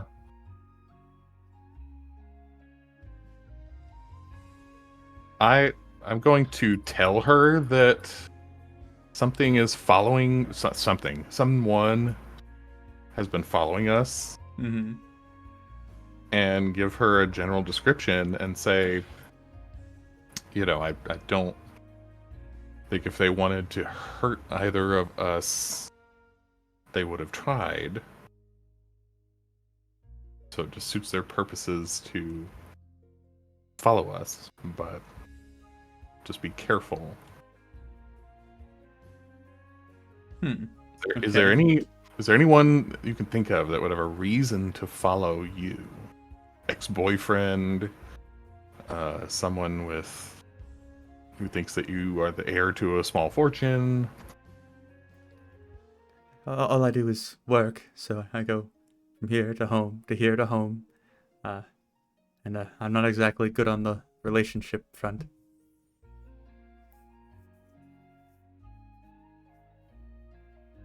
Well,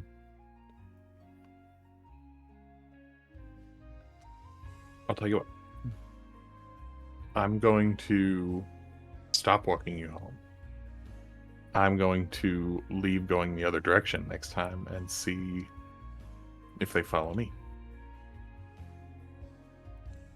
I'd never want to put you in danger, but I know that you can handle yourself, Quinn.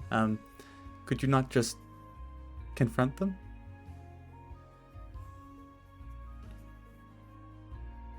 I want to. I intend to. But I think that they would run, and in a city this size, once they realize that I was trying to follow them, then fairly certain that I would lose them. Have to create a situation that's favorable for a counter espionage operation. Well, I can't make it an official contract, but maybe we could have everyone partake. Or is that too much to ask? That's probably too much to ask. No, not at all. I think that's a fine idea. Do you want to tell them? I will, but I suspect it will have to wait until we get back. All right. Then I will try not to be too worried about the mysterious thing following me for the month you'll probably be away. Like I said, they were going to try something they would have, but maybe Camus can walk you home for a while. Camus he's tried, but he has responsibilities here. I wouldn't want to bother him. Well, I have to believe that one of those responsibilities is making sure to retain our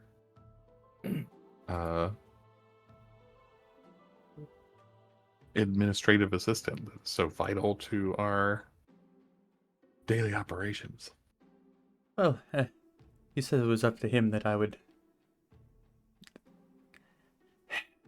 I've tried moving into the room upstairs, but he said it's not appropriate.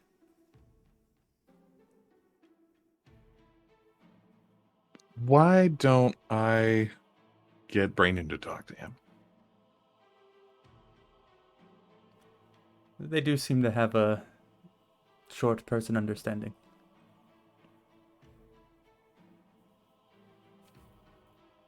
Camus and I are Vertically just gonna challenged. redesign the guild house to be like 4-foot Yeah. ceilings. And...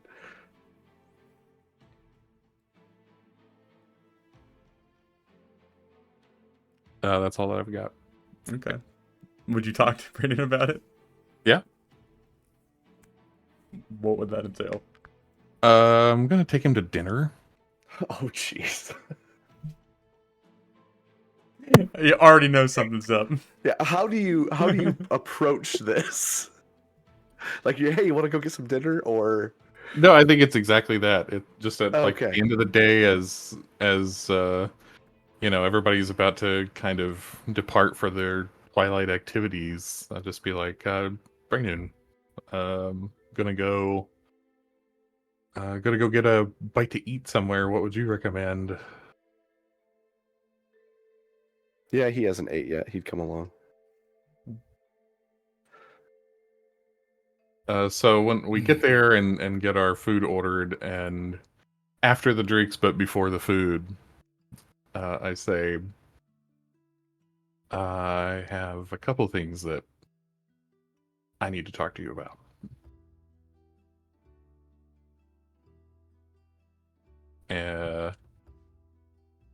So I guess, yeah, this is not just a friendly meal, but It never is. How can I help? well, first of all, Ayla has been asking me to walk her home lately, and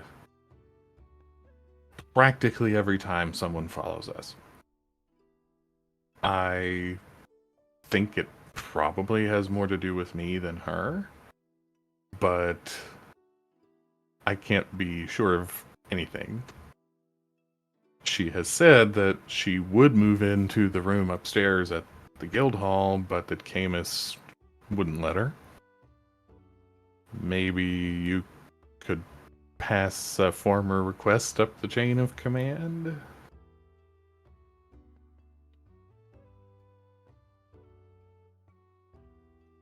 I suppose I could remind Camus that otherwise it's just going to be him and Ava in the guild hall while we're gone. That's good. I like the way you think. Should I mention to Camus this mystery follower, or... I can't tell you not to, but until we know whether or not it's guild business, I wouldn't really know what to say about it. Not wanting to pry into your past, is there anything from there that would explain the two of you being followed? Maybe. That's the other thing that I thought I would talk about while we enjoy our meal tonight. It's a little, it's less straightforward than this issue, though. I get the impression that's the case with most of your things, so... Gotta keep things interesting. No, you don't.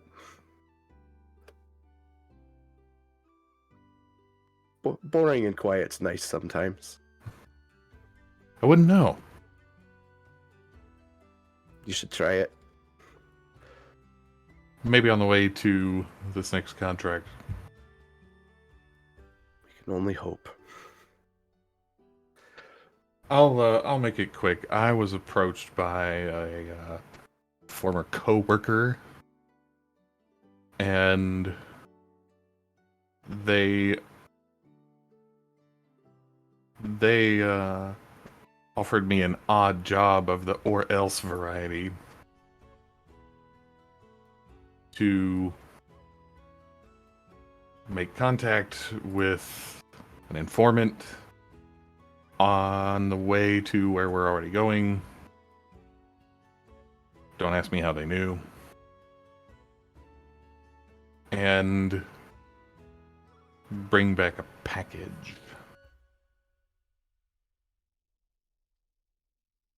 And initially I wasn't going to mention it, but the more I thought about it, this is the team that I am on now. And you're the team lead.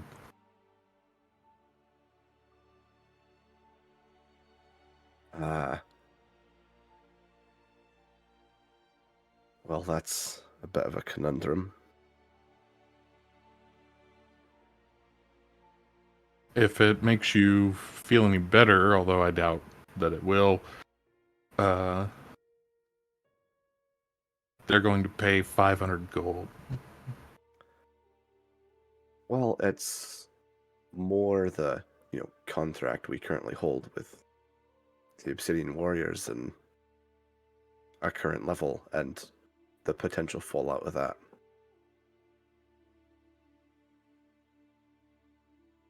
How...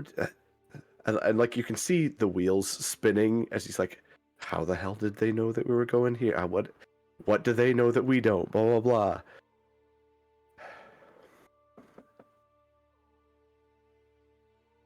I'm sure you're not in favor of this, but this piece I do think we need to bring Camus in on. If for no other reason, this isn't an instance of asking forgiveness is better than permission.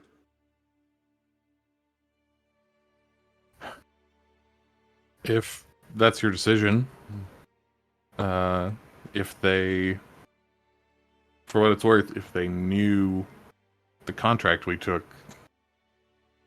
they will probably know if we talk to Camus. Well, and they probably know that you just told me, and that one way or another Camus is going to learn about it. So, not being someone well versed in spycraft and only ever looked from the outside, I suspect these are all contingencies they have plans for. And if they don't want us talking to Camus, we'll likely die before we get back to the guild house. So we might as well enjoy our dinner. You have a nose for these things. There were enough escort missions in my military days. I never liked the smell of them. And then I don't need to say out loud, but I will anyway, because I like listening to myself, that if they're paying 500 gold to bring back a box, The question you don't want to ask of what's in the box. well, I've specifically been forbidden to ask as one of the terms of this, but we'll cross that bridge when we come to it.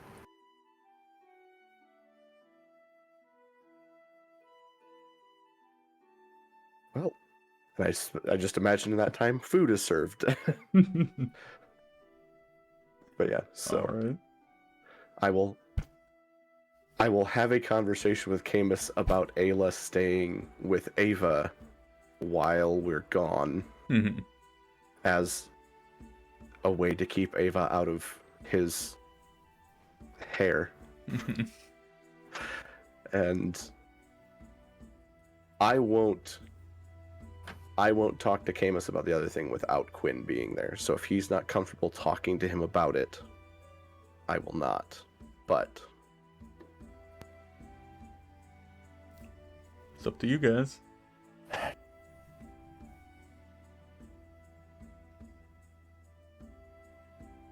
I don't wanna widen the net any more than it already is.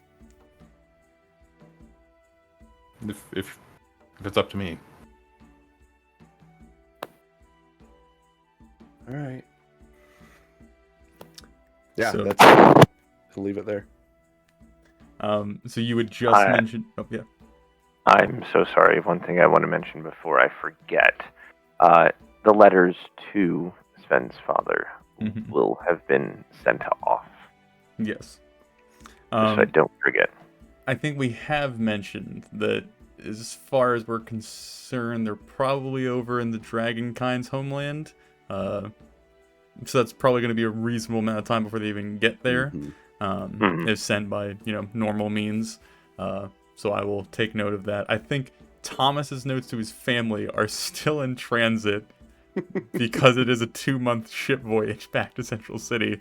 So Which is closer than the yeah. Dwarven or the Dragonkind continent.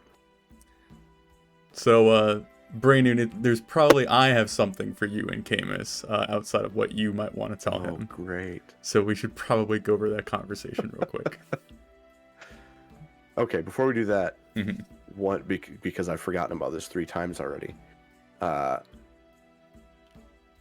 After forming the relationship with the worthy elf, which I'm not going to make you name the owner right now, but eventually that's going to have to happen. Steven. Does he, No. does he have an alchemist as part of his group of artisans? Sure. Yeah, that seems reasonable. If at all possible, I would like to commission him to take the 2 clay jars of acid that I have left and see if it can be converted into some sort of weapon oil. Did you give one to your other guild to examine and you gave 2 to them, right? I gave 2. I And had that leaves 4 you 2. total. Yep. Okay. Yep. Yep. And so, however many, Mhm. I would like to attempt that, understanding things will be lost if he's not used to this sort of work type of thing. Mhm. And so, but I'd So like you're to, looking for something to coat your weapon with? basically, yeah, Okay. Yeah. a temporary enhancement, basically. Okay. We'll put that down, and I will get back to you on that then. Perfect. All right. All right, what's Camus got for me? So I'm assuming whatever, I guess, time frame you find Camus and step into his office and sit down with him. So what are you offering up from the conversation you had with Quinn? There's the Honestly, Ava thing and the Ayla thing. I'm not even mentioning Quinn or anyone being followed. I'm just stating, was thinking, I'm not bringing Ava with us on this job. That means she's going to be left here. Mm-hmm. It probably makes more sense for Ayla to stay here with her rather than her to stay here with you, type of thing. I mentioned that it would be good for Ava to spend some time with her, to learn some other things, yada, yada, yada. Mm-hmm. Yeah, that he would openly agree with that, which I think that's basically signed and delivered at that point. Right. After that, he would this is whenever you have elected to take the Goblin contract and kind of preparing for it, he would kind of settle himself a little bit, maybe get more of a, I guess, serious or direct expression on his face. He's like, you're about to get into some fucking shit, and I want to make sure that you are thorough. I appreciate the heads up. What are we about to walk into? So you dealt with kobolds, those scaly fuckers, and they don't tend to breed where they eat. I don't know, there's probably some fucking smart thing to say there, but whatever. Goblins are different. If you're finding where they are holed up, you'll find the next generation of those little fuckers. And they might be smaller, but they're still fucking goblins. And you're not gonna leave them. I have no argument with that. Just wanted to make sure you were aware, because I imagine perhaps Pointy might not have the stomach for it. I'll be sure to set expectations before we've reached that point. And if they have ears,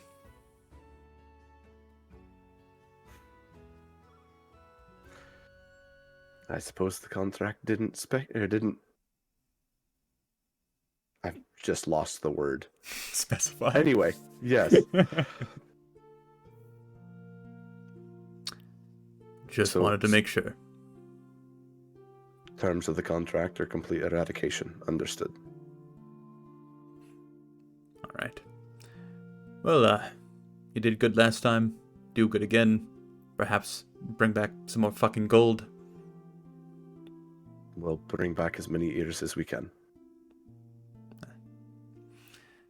Well, you get the fuck out of my office then. Gladly. And I will leave. All right. Well, we have reached the end of DM land. We still have half an hour. We could begin setting off and doing traveling and things of that nature, unless there is any minor loose ends to tie up while we're here, or things to be mentioned. I know that I've left Sven and Thomas somewhat neglected for a little while, but I guess we could do maybe the barge conversation where Thomas is given his new pass, but it's all up to you guys at this point. Yeah, I'm down for Yeah. that. So, Let me Sven, re-engage my brain for a moment. as I'm sure you are much more elegant with your wonderful tales of wining and dining your companion, why don't you set the scene leading up to this conversation? So here's what I actually want to know. Mhm. This was just a coupon for free meal at the barge, right? Or Yes, is it for a because couple? so did they do something like coupley to the setup? Because I'm curious how awkward that's gonna be. No, I think it would just be a couple's table with a couple's meal, and that's what the coupon would be for. Okay. It wouldn't be served on heart-shaped plates and a little They come out singing a song every time we bring you food. Your true love like dough rises. No. No, but yeah, so Sven would have noticed some changes with Thomas, and that has been getting to him. So as part of the meal, after appetizer, but before second soup, you know, Thomas, thank you so much for joining me tonight. No, I mean, thank you for having me. This was really cool. I mean, I didn't expect to be returning here so soon. Haven't. Stroke of luck. I'm not sure if it was good or bad, but at least good food. Definitely good food. And the more we work, the more we can afford such nice things. But I worry for you, Thomas. I've noticed a bit of a glint in your eye. What do you mean? Maybe I had allergies or. No, it's more primal, more violent I've ever seen you. You almost look like you have an inner rage. Or a hate. You're wrong. It's neither.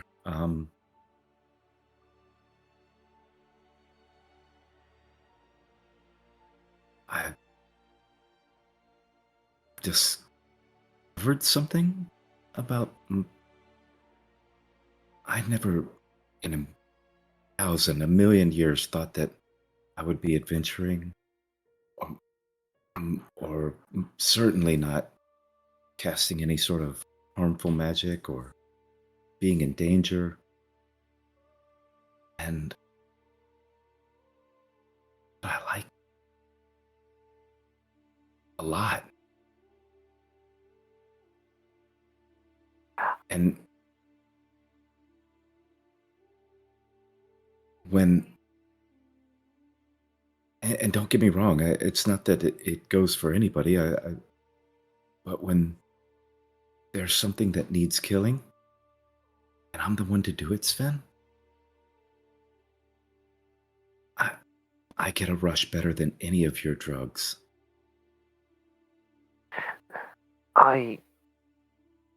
I've known, a few other tieflings, mainly women, and such fiery tempers they had. I worry. I've seen what that It's path can lead down to. it's not a temper. It's pure joy, Sven. Oh, well, then that's fine. You're happy. Okay. I was so worried. Like I've never been before. I mean, when I look at those kobolds, when I looked at them and I knew before I killed them that they were going to die by my hand, I felt righteous. I felt powerful.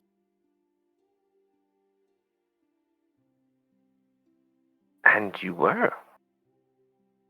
It's nothing compared to what I will be, Sven. With you beside me, there's nothing that is going to be able to stand before us. Well, Thomas, of course. We have to survive the next 2 years. No, this is more than survival.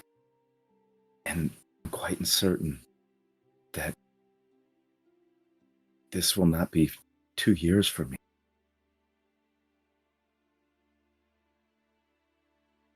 Thomas, are you going to renew the contract? They're lucky enough to have me. Ah, Yes. Thomas, look at yourself. I've never seen you so confident.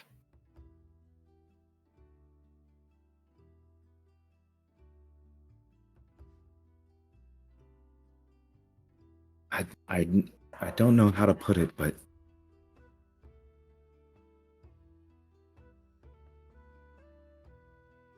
it's almost like I can feel myself becoming something greater. I mean, and don't get me the wrong way. I mean, still me. But it's a purpose. It's what I was meant to do, and I'm good at it. So yeah, you don't need to be worried. But we also do need to be rational. I'm still very, very weak compared to, certainly what will become. Well, Thomas, one thing I've always known about you is you're only as weak as you think you are. Because I've watched you cram so much knowledge into your undersized horns. But I think that perhaps with this, and he'll go ahead and slide a little envelope, nicely folded and pressed, sealed, that perhaps we can grow those horns some more. Mr. Quinn there was What is kind enough this? to assist me with this. He was He's in a what? What is this? a little something I think may make your time more bearable and help your goals. So I open it up and I discover a faculty ID and pass, I guess. Yeah, probably There for the appropriate paperwork and then maybe some sort of like staff identifying badge. with Quinn's help, I was able to forge and create these documents, and then you've never seen the speed at which Quinn can just put a lie to paper as though it were the Dawn's own truth. There's more to that one than we know yet. I'd like to know. Well, that's neither here nor here. Well, with this, I have probably full access not just to the student libraries, but to whatever they have. Possibly the restricted areas. Of course. Well, I have a few ideas of possible lines of inquiry, but is there anything that you'd want me to research for you? You know, Thomas, I've never been much for studying. Yeah, I know, you let me do it, but And you were so good at it. It was incredible. Thomas, you spoke of feeling joy. Follow the joy in your life. That's how I live mine. That's how you should live yours. okay, well then, I haven't spoken to anybody about this yet, but look. Yes, my horns are undersized, but they're quite bigger than most human horns, right? They don't have them, right? True. And I grew up my entire life living in human refugee camp. There was literally no other tieflings that I ever associated with, and for whatever reason, my father saw fit to completely discourage any inquiry into my infernal heritage, my birthright, if you will. I know nothing about it, so that'll probably be one of the first things I research. The other day, behind my eyelids, I had a vision. Premonition. No, something more. It was as if something was guiding me, but and I could tell that it was me. It was inside of me. And I want to know what that is.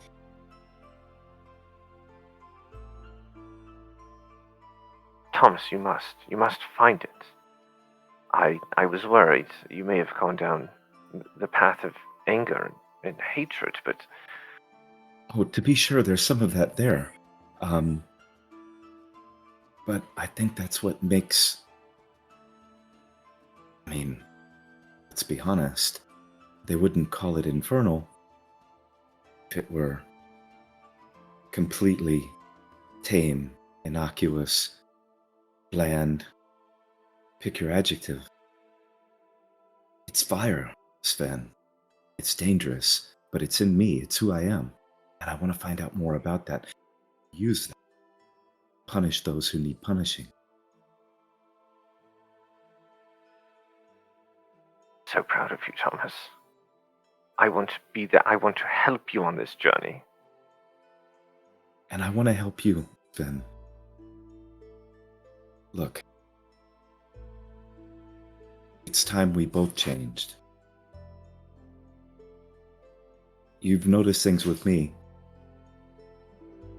You're no longer a student. You're no longer protected by your family. Some of the things you do are going to get you in serious trouble, if not worse. I want you quit doing the hard drugs. What happened to you the other day at the caravan was ridiculous. It was. That was my fault. I know. I know. I'm not. There's no doubting whose fault it was.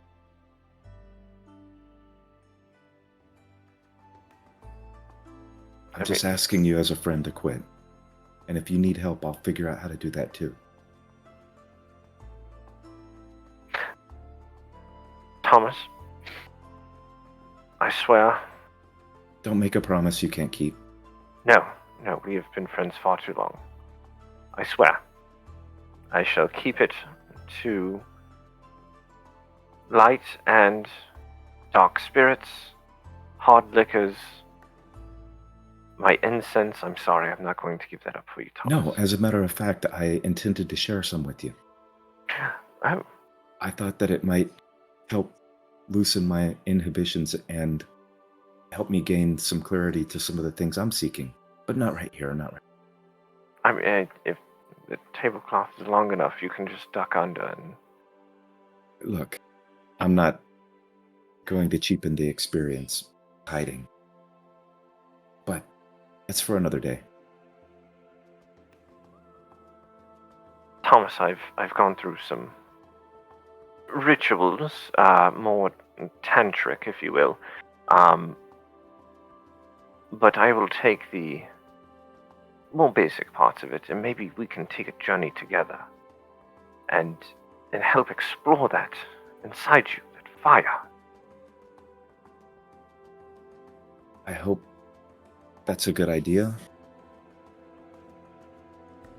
I don't think we should tell Braynoon about it. I think he would soundly disapprove of any notion of the sort. What, that you're having fun? No, of course No, not. this isn't fun. It's discovery. It's different. What Well- you do is for fun. And that's okay. But try to grow up and change for the better. And I think you'll enjoy becoming that person more than the one that you might otherwise. Well, Thomas, I got us into this mess. But I will No, I will be there with you through I'm this telling entire you, journey. I've always thought that, I've looked at everything that's ever happened to me that's bad, and I've always been like, okay, well, what can I look at that's good because of it? And sometimes it seems like just utter bullshit. I can tell you that mistake you made in getting us into this mess has been the single greatest thing to happen in my life so far.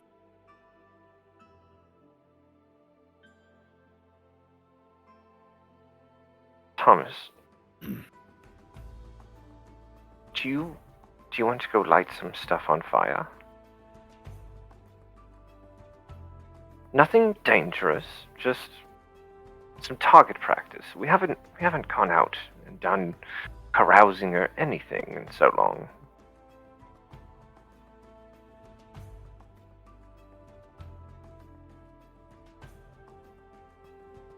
Yes. Is it too late to That's- change the letter that I gave to Sven? To be clear, Sven would just suggest down by like the shoreline, finding driftwood. But If that is not the most villain origin story conversation I have ever heard. I'm going to liked do drugs it. with you. Do we want us to? And then we had an Just- intervention right in the middle of it. It's like, no, Sven, I care for you. Jesus Christ. I just like I'm the ex spy, and I'm like, Braynoon, I gotta give you a heads up. Here's the lowdown. Here's the info. Got to keep those lines of communication open. And the two school kids are like, let's not tell Braynoon. It's Let's not tell like, Brady to do drugs and set shit on fire. in the back of my head, I'm just like, okay, Quinn just got through college and has realized that life is harder than it used to be, and these guys are like, hey, we're free for the first time in our lives. yeah, I think that is Oh. more than an appropriate place to and end the session. let's be clear. It's not like Sven is like, hey, let's light the city on. This isn't Chicago. It's Not yet. Oh. because I think This driftwood isn't catching the way that we wanted to. Let's go find something else. Hey, remember, Nate, you asked for this. Oh my gosh. That was wonderful. That was everything I could have asked for and more. I did not design this character to be the group father. It was not my intention. It was just so funny when Thomas is like, I think I like killing. And you'd see Seth sit there and go, embrace that, Thomas. Yes. In my head, I'm having to balance the Camus and Braynoon. I don't want to have to tell Thomas that we have to kill these baby goblins because we think it might listen break to their him. heads pop as they burn. Right, yeah. And now the player side of me is like, I don't want to tell him because it is going to be the villain origin. Well, no, you have to understand. Sven isn't even thinking about the potential of evil. It's all just Sven my friend isn't is thinking finally about long-term happy. consequences. It's immediate gratification. I completely agree with the character decision. I love how, like, I set up the Camus conversation with Brandon to be like, okay, like, this is going to be some serious shit. Yeah, this is going to be a rough conversation to have. You're going to go murder some fucking children. Immediately following that, it's like, I like killing people. Yeah, that's a good job. Do more of it. Let's do drugs. That is also a phenomenal job. How about we do some fire now? Jesus Christ. I love it. I love everything it's about fantastic. it. I like the notion that all he was worried about is that it was making him feel bad. Yeah, It's no, like, he was good, okay, all right, never mind.